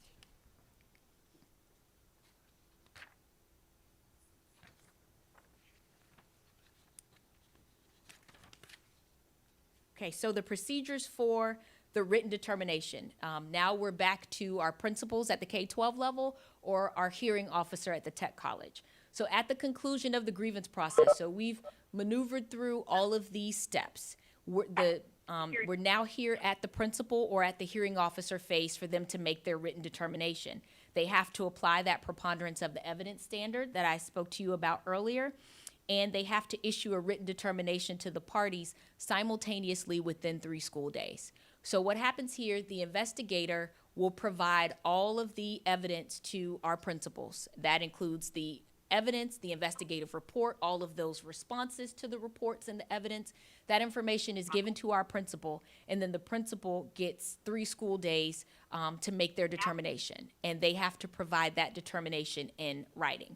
Our school-based Title IX coordinator is responsible for implementing any remedies that the principal determines are appropriate in this case, or that the hearing officer determines are appropriate. So that's where I told you that they can then move the respondent's class, remove the respondent from school, that sort of thing. The Title IX coordinator is the one that's responsible for ensuring that those things actually take place. So the written determination has to include a few things. So at the conclusion of the process, it's sent to the parties, or for our K-12 students, their parents or guardians, and it has to include an identification of the allegations that potentially constitute sexual harassment pursuant to that definition that we went over today that's in our policy, a description of the procedural steps taken from the receipt of the formal complaint through the written determination. So they have to outline everything that's been done. Essentially, this is another check and balance to make sure that this grievance process was actually followed. And this includes notifications to the parties, interviews with parties and witnesses, site visits, any methods used to gather evidence, and hearings at our tech college level. Findings of fact supporting their determination. So they have to list the findings that support the determination that they've made. Any conclusions regarding application of the Code of Student Conduct. They have to provide that information in the written determination. They have to give a result and rationale as to each allegation. So if there are multiple allegations against a respondent, our written determination must include the result and rationale and the determination regarding responsibility for each allegation. So it has to be that specific. And any disciplinary sanctions imposed on the respondent by the school needs to be included in the written determination. Whether remedies will be provided by the school to the complainant. This is important to note because I've kind of told you guys throughout the process that the other side gets everything. They get to see those statements. This is one area where the regulations have said they are not provided with this information. The written determination can say that remedies will be provided to the complainant, but they are not to say what those remedies are. The Title IX coordinator will be provided with that information and they can implement those remedies, but they do not have to disclose to the respondent what those remedies are. And any permissible procedures and grounds for the complainant and respondent to appeal. All of that information has to be included in that written determination. This is one area where the regulations have said And they so- are not provided. The written determination can say that remedies will be provided to the complainant. Okay, sorry. So moving on to the appeal, sorry, I didn't know if there was a question. So the appeals process, essentially, we did previously mention that the parties could request an appeal. The regulations now require some specific information regarding appeals. Each party has the opportunity to appeal from a written determination and a dismissal. I told you earlier that if a complaint is dismissed, they can appeal from that as well. A request for an appeal from a dismissal must be made within 2 school days from the issuance of the written determination. And this is simple. It could literally be a party notifying the principal that they want to appeal. They just need to say that within 2 school days. The request for an appeal from a written determination must be made within 2 school days, and those requests must be sent to the decision maker. If an appeal is not filed, the determination regarding responsibility becomes final on the date after those 2 school days have passed. So once those 2 school days go by, if neither party says they want to appeal, the principal's decision is final, and then we move forward with the discipline process. Principles that they want to appeal. They just need to say that with So the grounds for appeal. There are 3 reasons that a party can request an appeal pursuant to the regulation. Number 1 is those procedural issues affected the outcome. That's why it's so important for the schools to make sure that they're following this grievance process. It's outlined in our policy, because if they don't, that can be considered a grounds for either party to appeal. If there's new evidence that wasn't readily available at the time the investigation was moving forward, and that new evidence might affect the outcome, either party may appeal based on those grounds. And lastly, if there was a conflict of interest or bias by the school-based Title IX coordinator, investigator, or decision maker against any complainant or respondent that might have affected the outcome. That goes back to that example that I gave you where we want to make sure schools are doing these conflict checks at the outset. And when I train them, we will discuss that. We will spend time talking about it to make sure that they have procedures in place to get a new Title IX coordinator in there if there is, in fact, any sort of perceived conflict or bias. on those grounds. So the notification of the appeal. So once that, within that 2 school days, if a party says, I want to appeal, the other party has to be notified. If the respondent writes the principal decision maker or the hearing officer and says, I want to appeal, they have to notify the complainant that the respondent has requested an appeal. And then the parties are given 3 school days to submit a written statement, either in support of that written determination that was issued by the principal or hearing officer, or challenging it, essentially. So if you're the person that wants to appeal, your statement's going to challenge that written determination. If you were fine with it, if you were satisfied, you have the opportunity to submit a written statement in support of it. And then they get 3 school days to do that. If they don't provide it, that non-response will be deemed a waiver, and we will move forward in the appeal process. The appeals decision maker cannot be the same person as the investigator, coordinator, or decision maker, and I've walked you through that already, so that's just in the policy because that language is in the regulations as well. The written appeals, the written appeals determination describing the result and rationale for the decision must be provided simultaneously to the parties within 5 school days. So once our appeals decision maker receives all of that information, and what they're gonna get it all. They get everything that the decision maker got, plus the written determination and the statements challenging or supporting the appeal. They get to see everything, and they get to see everything because they need to look through to make sure if it's challenging the grievance process, making sure that grievance process was followed, looking at the evidence that was received to make sure that all of that information was in fact considered by the investigator and the decision maker. Our appeals decision makers, all of that information. And what So they're- the regulations require, and we had a provision regarding retaliation in our current policy, but the regulations have given us specific language regarding retaliation, and that is the language that I've recommended go in the new policy, and it says no school or other person may intimidate, threaten, coerce, or discriminate against any individual for the purposes of interfering with any right or privilege secured by Title IX, or because the individual has made a report or complaint, testified, assisted, or participated, or refused to participate in any manner in an investigation, proceeding, or hearing. That's language taken directly from the regulations. have given us And the definition that they've given us for retaliation, I've listed it there for you, is that intimidation, threats, coercion, or discrimination, including against an individual for code of conduct violations that do not involve sex discrimination or sexual harassment, but arise out of the same facts or circumstances as a report or complaint of sex discrimination, or a report or formal complaint of sex harassment for the purpose of interfering with any right or privilege secured by Title IX constitutes retaliation. The exercise of rights protected under the First Amendment does not constitute retaliation, and a code of student conduct violation for making a materially false statement in bad faith during the course of the grievance process does not constitute retaliation. And I'll stop right there just to say that's where, if you go back to that written determination, that written notice, we told them at the outset what the possibilities are if you submit false information or if you make a false statement. And what this is saying is if we find that they in fact did make materially false statements or provide false information, they can be disciplined, and that is not considered retaliation. The second part of the sentence, a determination regarding responsibility alone is insufficient to conclude that any party made a materially false statement in bad faith. What that means is just because they might find the respondent responsible does not mean that the respondent made a materially false statement just because they were found responsible. Or on the reverse, if the respondent was found not responsible for the conduct, that doesn't necessarily automatically mean that the complainant made a materially false statement.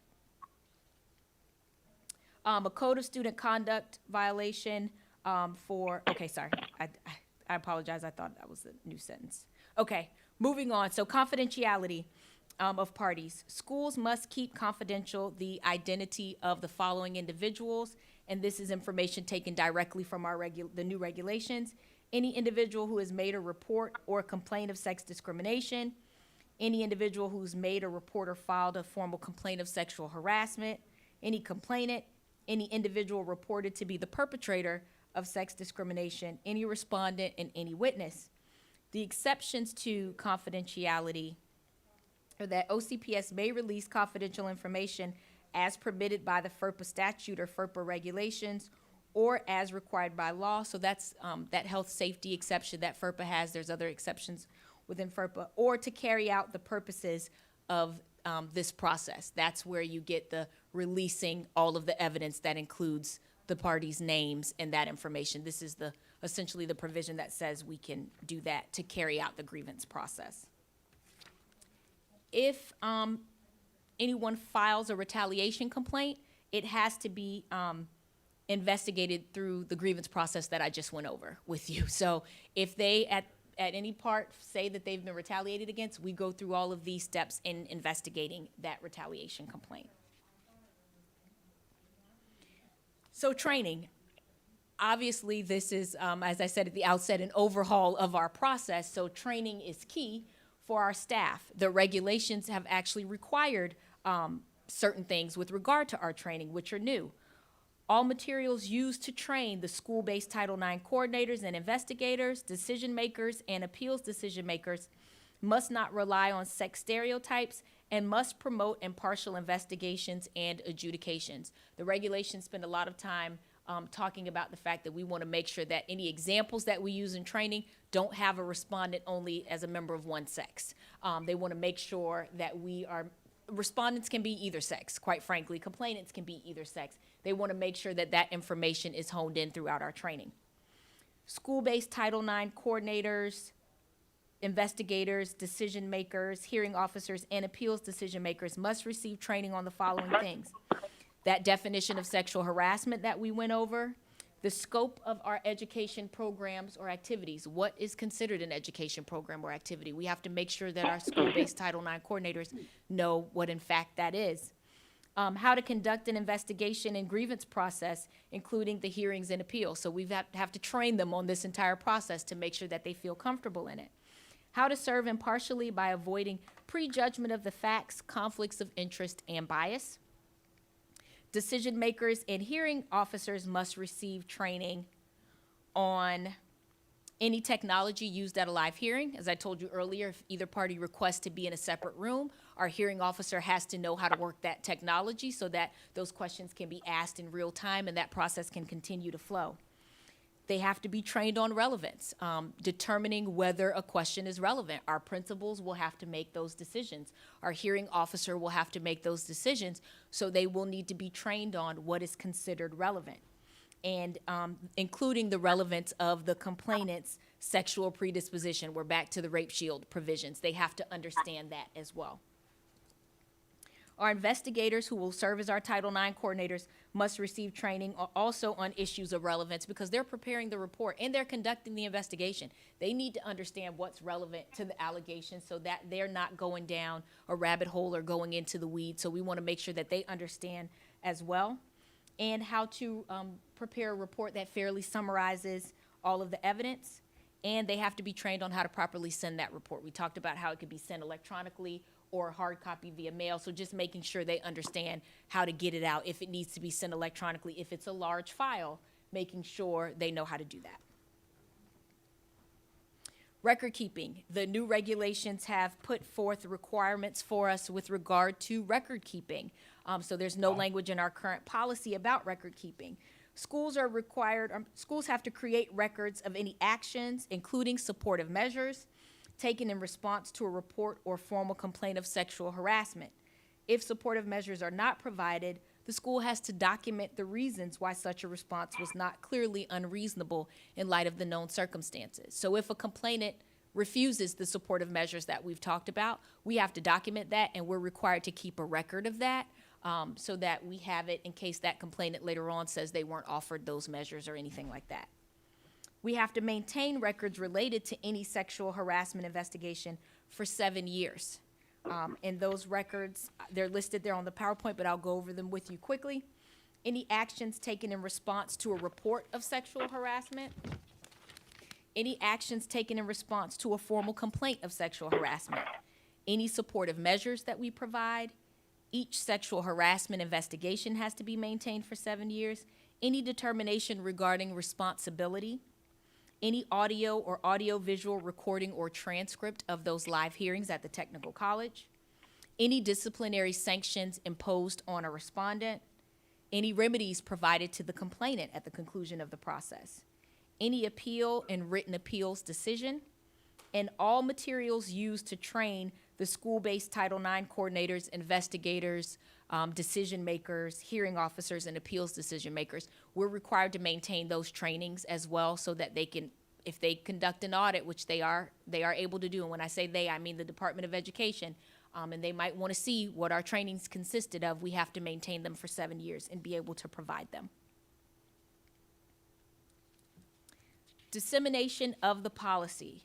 So OCPS is required to notify students, parents, or legal guardians of elementary and secondary school students, employees, applicants for admission and employment, and all unions or professional organizations that OCPS holds collective bargaining or professional agreements with of the name, office address, electronic mail address, and telephone number of the district Title IX coordinator. So we have to make sure that everybody has that information. We have to notify students, parents, or legal guardians of elementary and secondary school students and employees, applicants for admission and employment, and all unions or professional organizations that OCPS holds collective bargaining or professional agreements with that OCPS does not discriminate on the basis of sex in any education program or activity, that OCPS is required by Title IX not to discriminate on the basis of sex. The requirement to not discriminate on the basis of sex extends to admission and employment, and inquiries about Title IX are referred to the district Title IX coordinator. Publication, there's currently not anything in our policy about this specific clause of publication. Schools must not use or distribute a publication that states OCPS treats applicants, students, or employees differently on the basis of sex, except as permitted by Title IX. And an example of this that they give in the regulations would be when we have at our K-12 schools the father-daughter dance or those mother-son activities that they do, those are permitted. And so that's an example of when you can say that you're having a father-daughter dance and that sort of thing. Website publication. OCPS must prominently display the name, office address, electronic mail address, and telephone number of the district Title IX coordinator on the OCPS website. That is a new requirement under the regulations, that it has to be, they use the word prominently displayed on the OCPS website.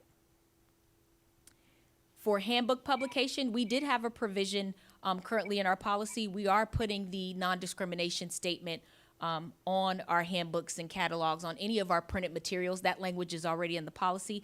We just put the specific language that the regulations require, which says that OCPS must prominently display the name, office address, electronic mail address, and telephone number of the district Title IX coordinator in each handbook or catalog made available to students, parents, or legal guardians of elementary and secondary school students, employees, applicants for admission and employment, and all unions or professional organizations who hold collective bargaining or professional agreements with OCPS. And then lastly, which is new, all of our training materials must be made available to the public on our website. So those trainings that I've talked to you about today that will need to take place with our staff, the public will be able to access all of that training information on our website. So they'll be able to specifically see what training the Title IX coordinators received, what training our principal decision makers received, and the appeals decision maker and the hearing officer. And FERPA, as Ms. Kopesky told you earlier, OCPS should interpret Title IX and FERPA in a manner to not avoid any conflicts. This is what the regulations say. However, where a true conflict exists, the obligation to comply with Title IX is not obviated or alleviated by the FERPA statute or federal regulations. Essentially, this is where we've ascertained that it is the Department of Education's position that Title IX trumps FERPA. And that is my last slide. I know this is a lot. I apologize for taking up so much of your time, but we had to, like I said, overhaul this process. I just have no idea how you kept going through that presentation. Just giving that presentation for as long as it was commendable, so thank you. Thank you. We have, And ahead. if I may, Madam Chair, this is a highly complex, you see the regulations are highly complex. Yeah. Although we had knowledge that they were coming earlier before they were released on May 6th, we have to implement everything by August 14th. So that's why it's coming to you so quickly. But even though the regulations, I mean, we have 2 binders full of, if you want to take a look at them, they're in my office, of the actual regulations themselves and the language. What Ms. Cowens has done is remarkable to put all of this together and have all the checklists, and we have ability now to walk our schools through this complicated process. Once they do a couple, it'll be fine, but it's going through those initial ones. They need a lot of hand-holding. We need to make sure that we're not exposed to any liability, and she has done a phenomenal job of putting such a complex process into place. thank you, and we will believe you and trust you. And none of us will need to come to inspect those. Let me just announce, because we have a couple of board members on the phone. We have right now Member Kester-Denel queued up to speak on this, Member Byrd queued up to speak on this. Let me check and see if we have any other board members on the phone who want to address this issue before we move on to, I think we still have 2 more policies. So, okay, they're much, much smaller. So any of our board members on the phone, Dr. Gordon, Vice Chair Gould, Member Lopez. Okay, well, we'll hear from Dr. Kester-Denel, Member Byrd, and then I'll check in one more time before we start down the last 2. So, Dr. Kester-Denel. Thank you, Madam Chair, and thank you so much for all of that work. Thank you. I have a number of questions that you may have explained, but if you could repeat them for me, because as I was taking notes, I realized there are some things I didn't quite get. One is sexual harassment. Is that an umbrella term for sexual assault, dating violence, misconduct, verbal harassment, unwelcome touching? Yes, so essentially, the unique thing is they encompass those definitions from Cleary and from VAWA, the Violence Against Women Act.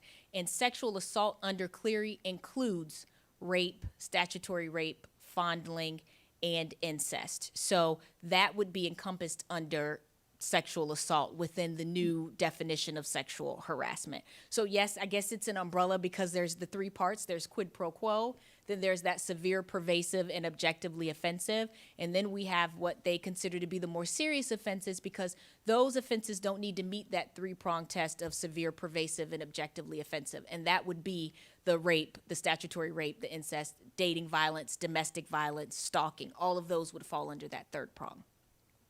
Okay, thank you. And then I have a question about the 10-day limit to notify. This is, I guess, 10 days after an alleged act. Is that correct? Yes, you mean for them to file their To file formal a complaint. Yes. So that's, and that language is currently in our policy. I actually kept that time frame because the regulations didn't give us a time frame for the filing of the formal complaint.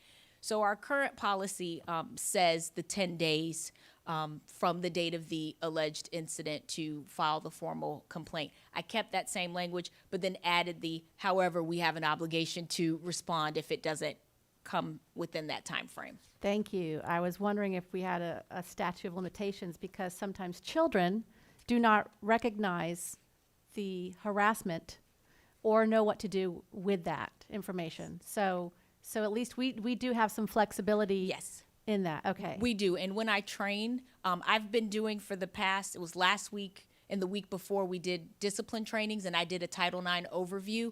I talked about this there as well, and I essentially said the same thing. If the complaint comes in after the 10 days, we still have an obligation. We do want to move these along as fast as we can, so if if the complainant is in a space where they want to come forward, we want them to come forward quickly, but if they don't, because every complainant might process this differently, as you just mentioned, we want to make sure that schools know if it's outside of that 10 days, we still have an obligation to respond, and that language is in the policy. Great, thank you for clarifying.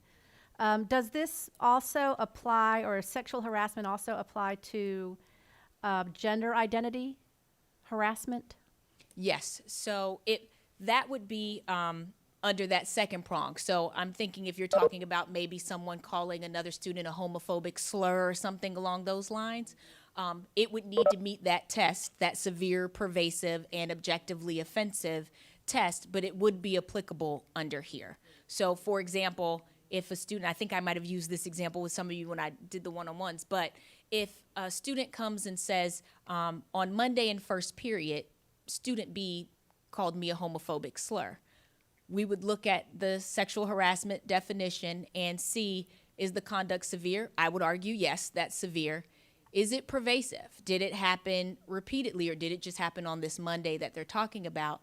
And is it objectively offensive? I think with that limited example, it meets step 1 and step 3. It's severe, and objectively offensive means would another student similarly situated to student A, our complainant, feel offended by that statement? I think we meet 1 and 3 there, but we don't meet 2 because it's not pervasive. That does not mean we can't proceed under our code. We absolutely can proceed to discipline under the code, but it wouldn't necessarily meet the definition of Title IX. However, if we keep that same example and student A says, every day last week in second period, student B called me a homophobic slur, we've now met all 3. It's severe, it's pervasive because it's happened repeatedly, and it's objectively offensive. We now move on to that next step, which, did it occur in an education program or activity? Absolutely, because it occurred in second period.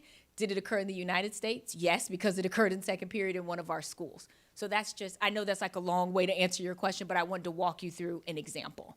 That brought up another question. Sure. If we have the ability to My time is up? I think your time is up. Let's come back to you in a minute. We have a couple other board Okay, members, I'll, okay? I'll come back. All right, let's If go you can to put my name back up there. member Thank you. Byrd. Thank you, Chair, and thank you so much for that thorough presentation. I just have a couple questions. Who is typically chosen as the Title IX coordinator at the school level? Sure. So in the past, we've allowed the principals to select whoever they wanted to serve as their Title IX coordinator. We've seen deans, we'd seen assistant principals, we'd seen guidance counselors. This year, when I sent the email out to the principals asking them to select their Title IX coordinators, I put a request in that they select someone with experience in conducting student investigations. And then I listed, for example, a dean or an assistant principal so that they could understand, because all of our principals don't know yet what's coming with these regulations. So I wanted to try to guide them in the process so that they picked someone who would feel comfortable enacting this entire grievance process. Okay, and then who typically would be, you said that at the OTC colleges, they would have to be appointed an advisor if they Yes. didn't have one. Who do you typically appoint for an advisor? So what we'd like to do, because this is new for us, so the plan is to seek out attorneys from our local bar association to do it pro bono, to see if we can get volunteers who are willing to serve essentially on an advisor list. And if your name's up next and a student needs an advisor, we would send that student to you unless they had some sort of conflict or maybe they weren't available, then we'd go to the next name on the list. But that's our plan, to create like a list of advisors. They will be trained as well in the process, and then that's who would serve as the advisors for those students. Okay, very good. I like that. And then the last thing, I just, you said that this is, there's quite a bit of training involved here, like you've mentioned, and, these are substantial changes and procedures. So I'm just curious, what is kind of your vision of how you see your training process playing out in this next year? I mean, I know that our administrators are dealing with a lot right now, so I'm just wondering, I mean, this seems like this would take a lot of time to train for. So I'm just wondering how we think we're going to implement that. Sure. So currently the trainings are being set up virtually. I'm conducting them along with Commander Alberti, who's one of our police commanders from the district police. He's going to be training on how to put together an investigative report because our staff hasn't done that before. So he's giving some little tips, and also some little tips on interviewing and that sort of thing. I'm going to conduct trainings in August and early September, with the caveat that I'm happy to do more if schools are uncomfortable, because these changes, as you said, are so extensive. My office is also always available. This past school year, I would get questions and calls from schools all the time about Title IX. So I will continue to be available to answer those questions. But we are doing initial trainings right now in August and early September, and then I'm happy to revisit it if I see the need. If we continue to get a lot of questions, then we'll schedule some follow-up trainings as well. Okay, thank you. No problem. All right, Vice Chair Gould.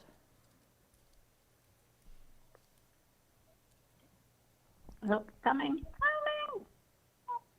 About that, my button was stuck. One of my questions was about the representative at the school level that Member Byrd already asked, but I would like to take this moment to thank staff for all of these revisions that have come down and spending so much time with us prior to this workshop reviewing them. It is a lot of detail and a lot of implementation. It does clarify some processes, I think, for children and families that feel bullied, and that will be helpful. But boy, it's a lot. Thank you. Thank you. Let's go back to Dr. Castrodental. Thank you, Madam Chair, and thank you, Ms. Cowens, for answering my questions. If, let's say that the harassment was blatant and there were witnesses, how long must a victim wait for a determination? So I calculated this out because I had a feeling I was going to get this question. Walking through the process of the policy with all of the days, the 2 school days here, the 10 school days here. So from beginning to end, if it follows the normal process, and this is prior to an appeal, we're looking at 37 days before the written determination. If there's an appeal, you add 10 days, so that's 47 days before it's resolved. Thank you. But so if a victim or complainant, if the remedy would be to separate them, if they're in the same class, to separate them, then they would remove the complainant for 37 or so odd days. So it kind of re-victimizes the person who has been victimized. Essentially, at the outset, the only person that can be removed is that complainant, because the regulations say you cannot penalize the respondent until you've gone through this entire process. So yes, if the only way the complainant is to get away from the respondent in that class, in that second period example that I used, if that's the only way, it would be for the complainant to be moved at the outset. At the conclusion, after you've gone through the process, the determination could be made. But yes, during the investigative process, the regulations, they spend a great deal of time talking about the fact that we cannot do anything disciplinary to that respondent until we have gone through this entire grievance process. So if we have the ability in our student code of conduct to discipline a student who does something obvious or blatant in a sexual harassment incident, why do we have to go through the grievance process when it takes so much longer? Why can't we just focus on our code of conduct and what we have already outlined in the code? So if it meets the definition of sexual harassment, according to Title IX, we have to utilize the Title IX process. If it does not meet the definition, if it's harassment, because we have a definition for it in the code that's a little different, this has narrowed the scope tremendously as to what's considered sexual harassment under Title IX. So for that first example I gave about the slur, the one time, that could proceed under the code because it wouldn't fall under Title IX, and that student would be disciplined according to our code. But essentially with these regulations, if it meets the definition of Title IX, we have to proceed down this path. That's essentially what we're required to do. If it involves a threat of some sort, we can remove them. That's that emergency removal process. That involves our threat assessment team. They would conduct that threat assessment. A student can be removed at that time, but that requires them making some sort of threat. If absent a threat, these regulations unfortunately have tied our hands. There's nothing that can be done other than moving through the process. And I know throwing out 37 days to you, I know it's a long time, but the regulations require these steps. And in a lot of places, the regulations didn't give us specific days. We added days there. We came up with the days because the regulations would use terms like promptly and immediately, but they didn't give us the day. So I worked with the discipline team to try to get these days to the most reasonable number possible to get us through this process promptly, as the regulations say, but to make sure that we give sufficient time to the parties to respond. Okay, I have another question. So it appears like this, what looks like a hearing process, it essentially shuts down victims. What victim would want to go through this whole process? It ignores the intimidation or a power differential, even though it's stated in there that you can't retaliate. There are ways to do that subtly, and it just really re-traumatizes vulnerable people. And I have a problem with this new process. I know it's not your process. I just find this kind of, it has a chilling effect. I'll stop there. All right, thank you. Let's go to Member Castellano. I mean, sorry, Okay, Member here Lopez. No, sorry, Member Lopez. Member Lopez? Thank you, Madam Chair. Do you hear me? Yes, we can hear you well, thank you. Perfect. I have maybe 3 questions. In case of sexual harassment or rape, who is in charge of making the interviews to the victim? So that would be the school-based Title IX coordinator. they would conduct the interviews for the investigation. They would interview the complainant and interview the respondent. Unless the sexual harassment allegation might constitute a crime, then the matter would be reported to the SRO or the appropriate law enforcement agency, and then we would take a back seat until they determined or conducted their investigation. And based on the presentation, I read that they have individual interviews. So if the victim decided to be with somebody else because she or he doesn't feel comfortable to be alone, can they have that opportunity? Can you repeat the question, Member Lopez? If the victim does not feel comfortable to be alone, maybe it's a woman and she doesn't feel alone to speak about a rape with another male, so she decided to be with another person in the room. Is she allowed to do that? Yes, she can have an advisor appointed for her. She can request an advisor. Each complainant and each respondent is entitled to one advisor, and that advisor can accompany them to any interviews or meetings. And so if the Title IX coordinator is a male and we're talking about a female complainant in this example and they don't feel comfortable going into that interview with the male Title IX coordinator alone, they can have their advisor present with them. Perfect. And who are the staff members required to take the Title IX training? So I'm glad you mentioned that, because all school-based staff pursuant to the new regulations have to take Title IX training because of that provision that requires any school-based employee, if they see it, they have to report it, and our response obligation is triggered. So all school-based staff will take a form of Title IX training telling them about sexual harassment, the new definitions, what that scope of Title IX is, letting them know that they need to report the matter to the coordinator or to the principal or assistant principal. So all school-based staff will receive some training. The Title IX coordinators will get the more in-depth training because they will be the ones actually conducting those investigations. Perfect. Okay, thank you so much for the information and for the presentation as well. Thank you. All right, thank you. So we will move on to our, thank you again. I think we've concluded, and we're going to move on to our next rule. And before we do that, let me turn to Ms. Enval for an announcement. Ms. Enval, I do hope all the board members know this announcement's coming. Okay, good. Thank you, Madam Chair. While we are switching presenters, I wanted to make the following announcement. I'll bring this a little closer. I want to make sure the people on the phone can hear. Hang on.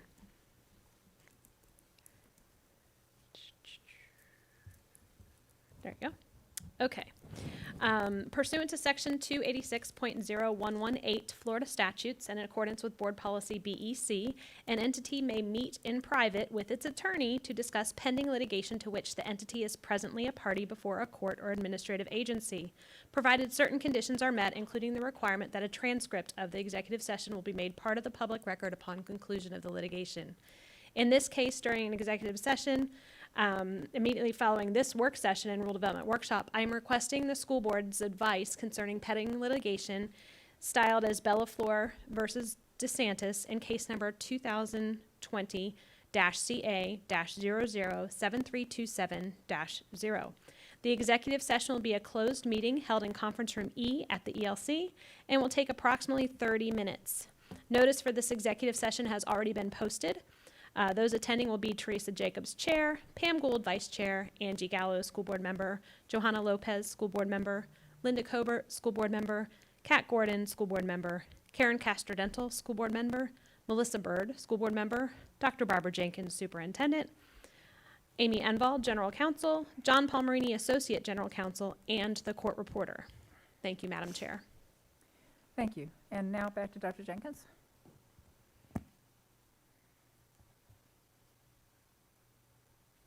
Next policy, IHAM. Thank you, Madam Chair, board members, and Superintendent Dr. Jenkins. I am going to discuss the IHAM, or the Local School Wellness Board policy. Can you pull the mic in a little closer? Yes. Is that better? Yes, thank you.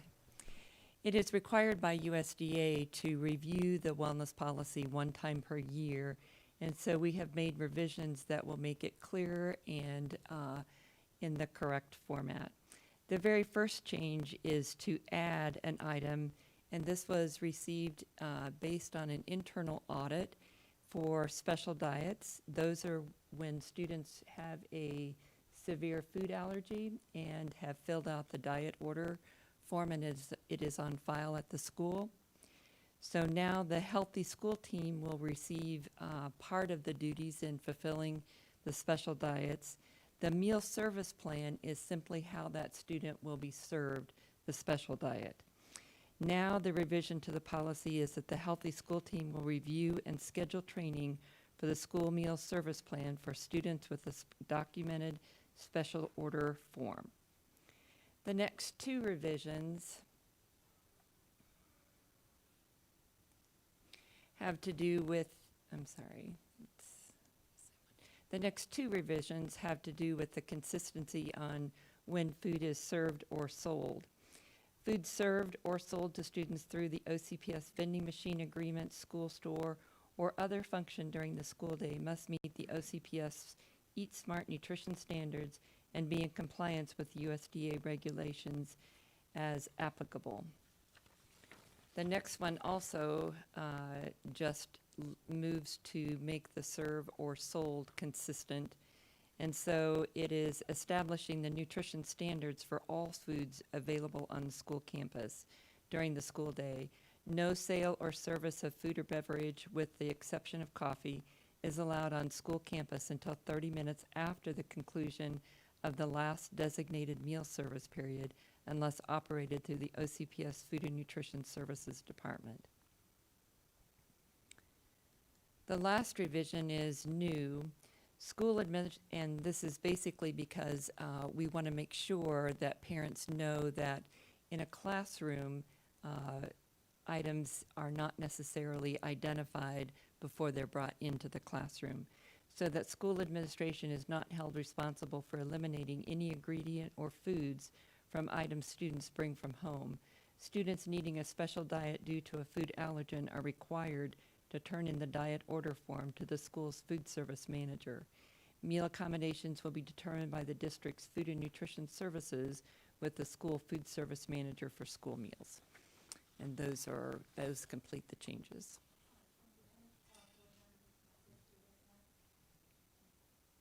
Thank you. Any board members? Yes, we have Member Gallo. Thank you, Madam Chair. I just have a quick question. So the 30 minutes after lunch or breakfast has discontinued, is that still part of the USDA regulation, or is just that a OCPS policy? That's a USDA regulation.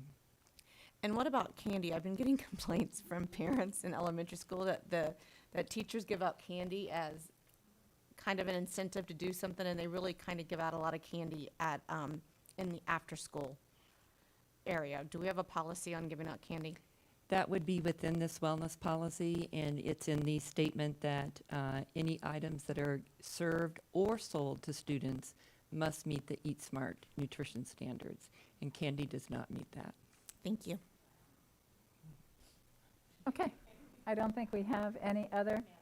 I'm gonna get in trouble. We don't have any other comments? Thank you for the presentation. Dr. Jenkins, I think we're ready to move on.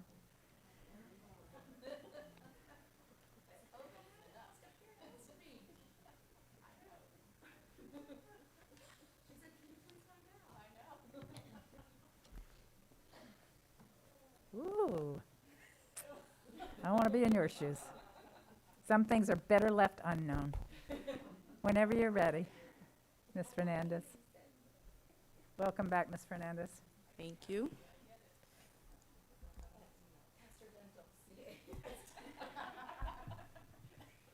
So the next one that we have is policy IA, which is the student progression plan.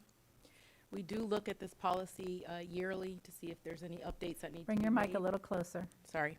We do look at this policy yearly in case there's changes that need to be made. Surprisingly, there's not any ton of legislative changes that need to be made this year as opposed to the years past. So the first change that we have deals with an extension for teachers to receive their certification or endorsement in reading to comply with statutory requirements. That date has been extended from July 1st of this year to January 1st of next year. And the second change that we have, under the current policy, class rank is determined through the 7th semester, which is the first semester of students' senior year. However, we calculate class rank in February, and now that many students take virtual classes, some finish during the time between the end of the first semester and when the rank is calculated. This change reflects our actual practice now. And that's all we have. Wow. Okay. Any questions for Ms. Fernandez? Thank you. Good job. Dr. Jenkins, we completed what we need to do here tonight. I do have one thing I do want to bring up. I've gotten some emails, and Ms. Envol, you let me know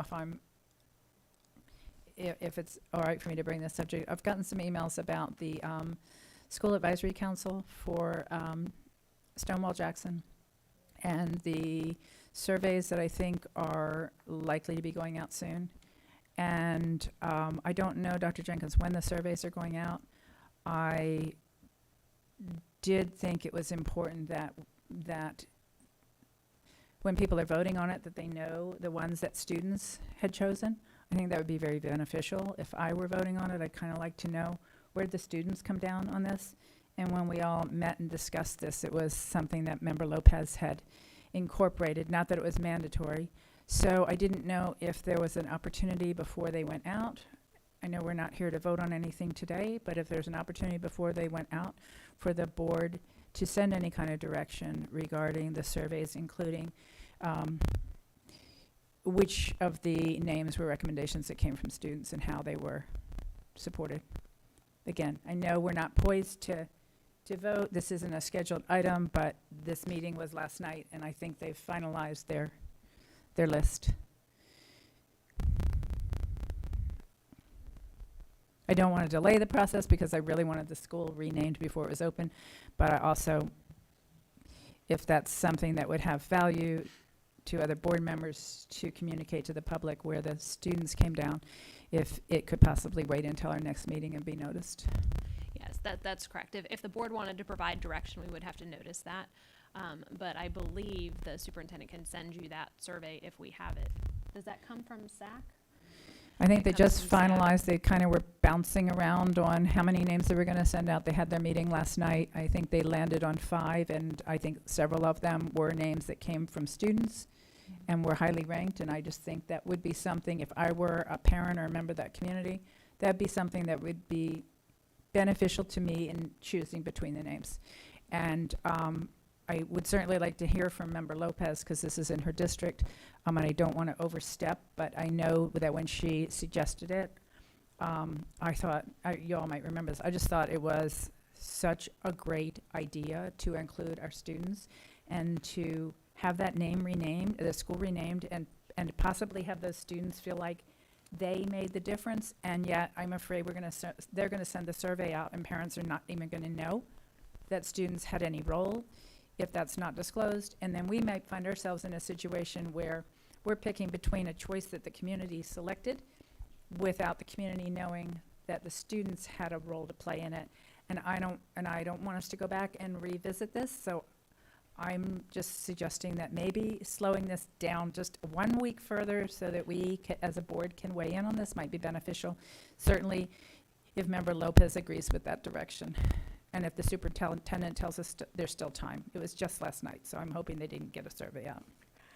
I don't know if they sent the survey out today. The meeting was last night. We'll find out. Is it all right if I ask Member Lopez to weigh in on this issue?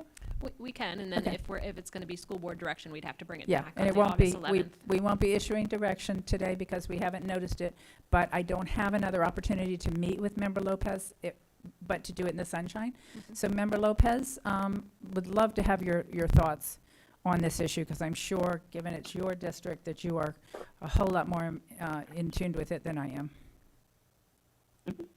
Thank you so much to brought it up. I believe that the opinion of the students are important. I believe that the SAC should follow the recommendations on the essays from our students at Jackson Middle School.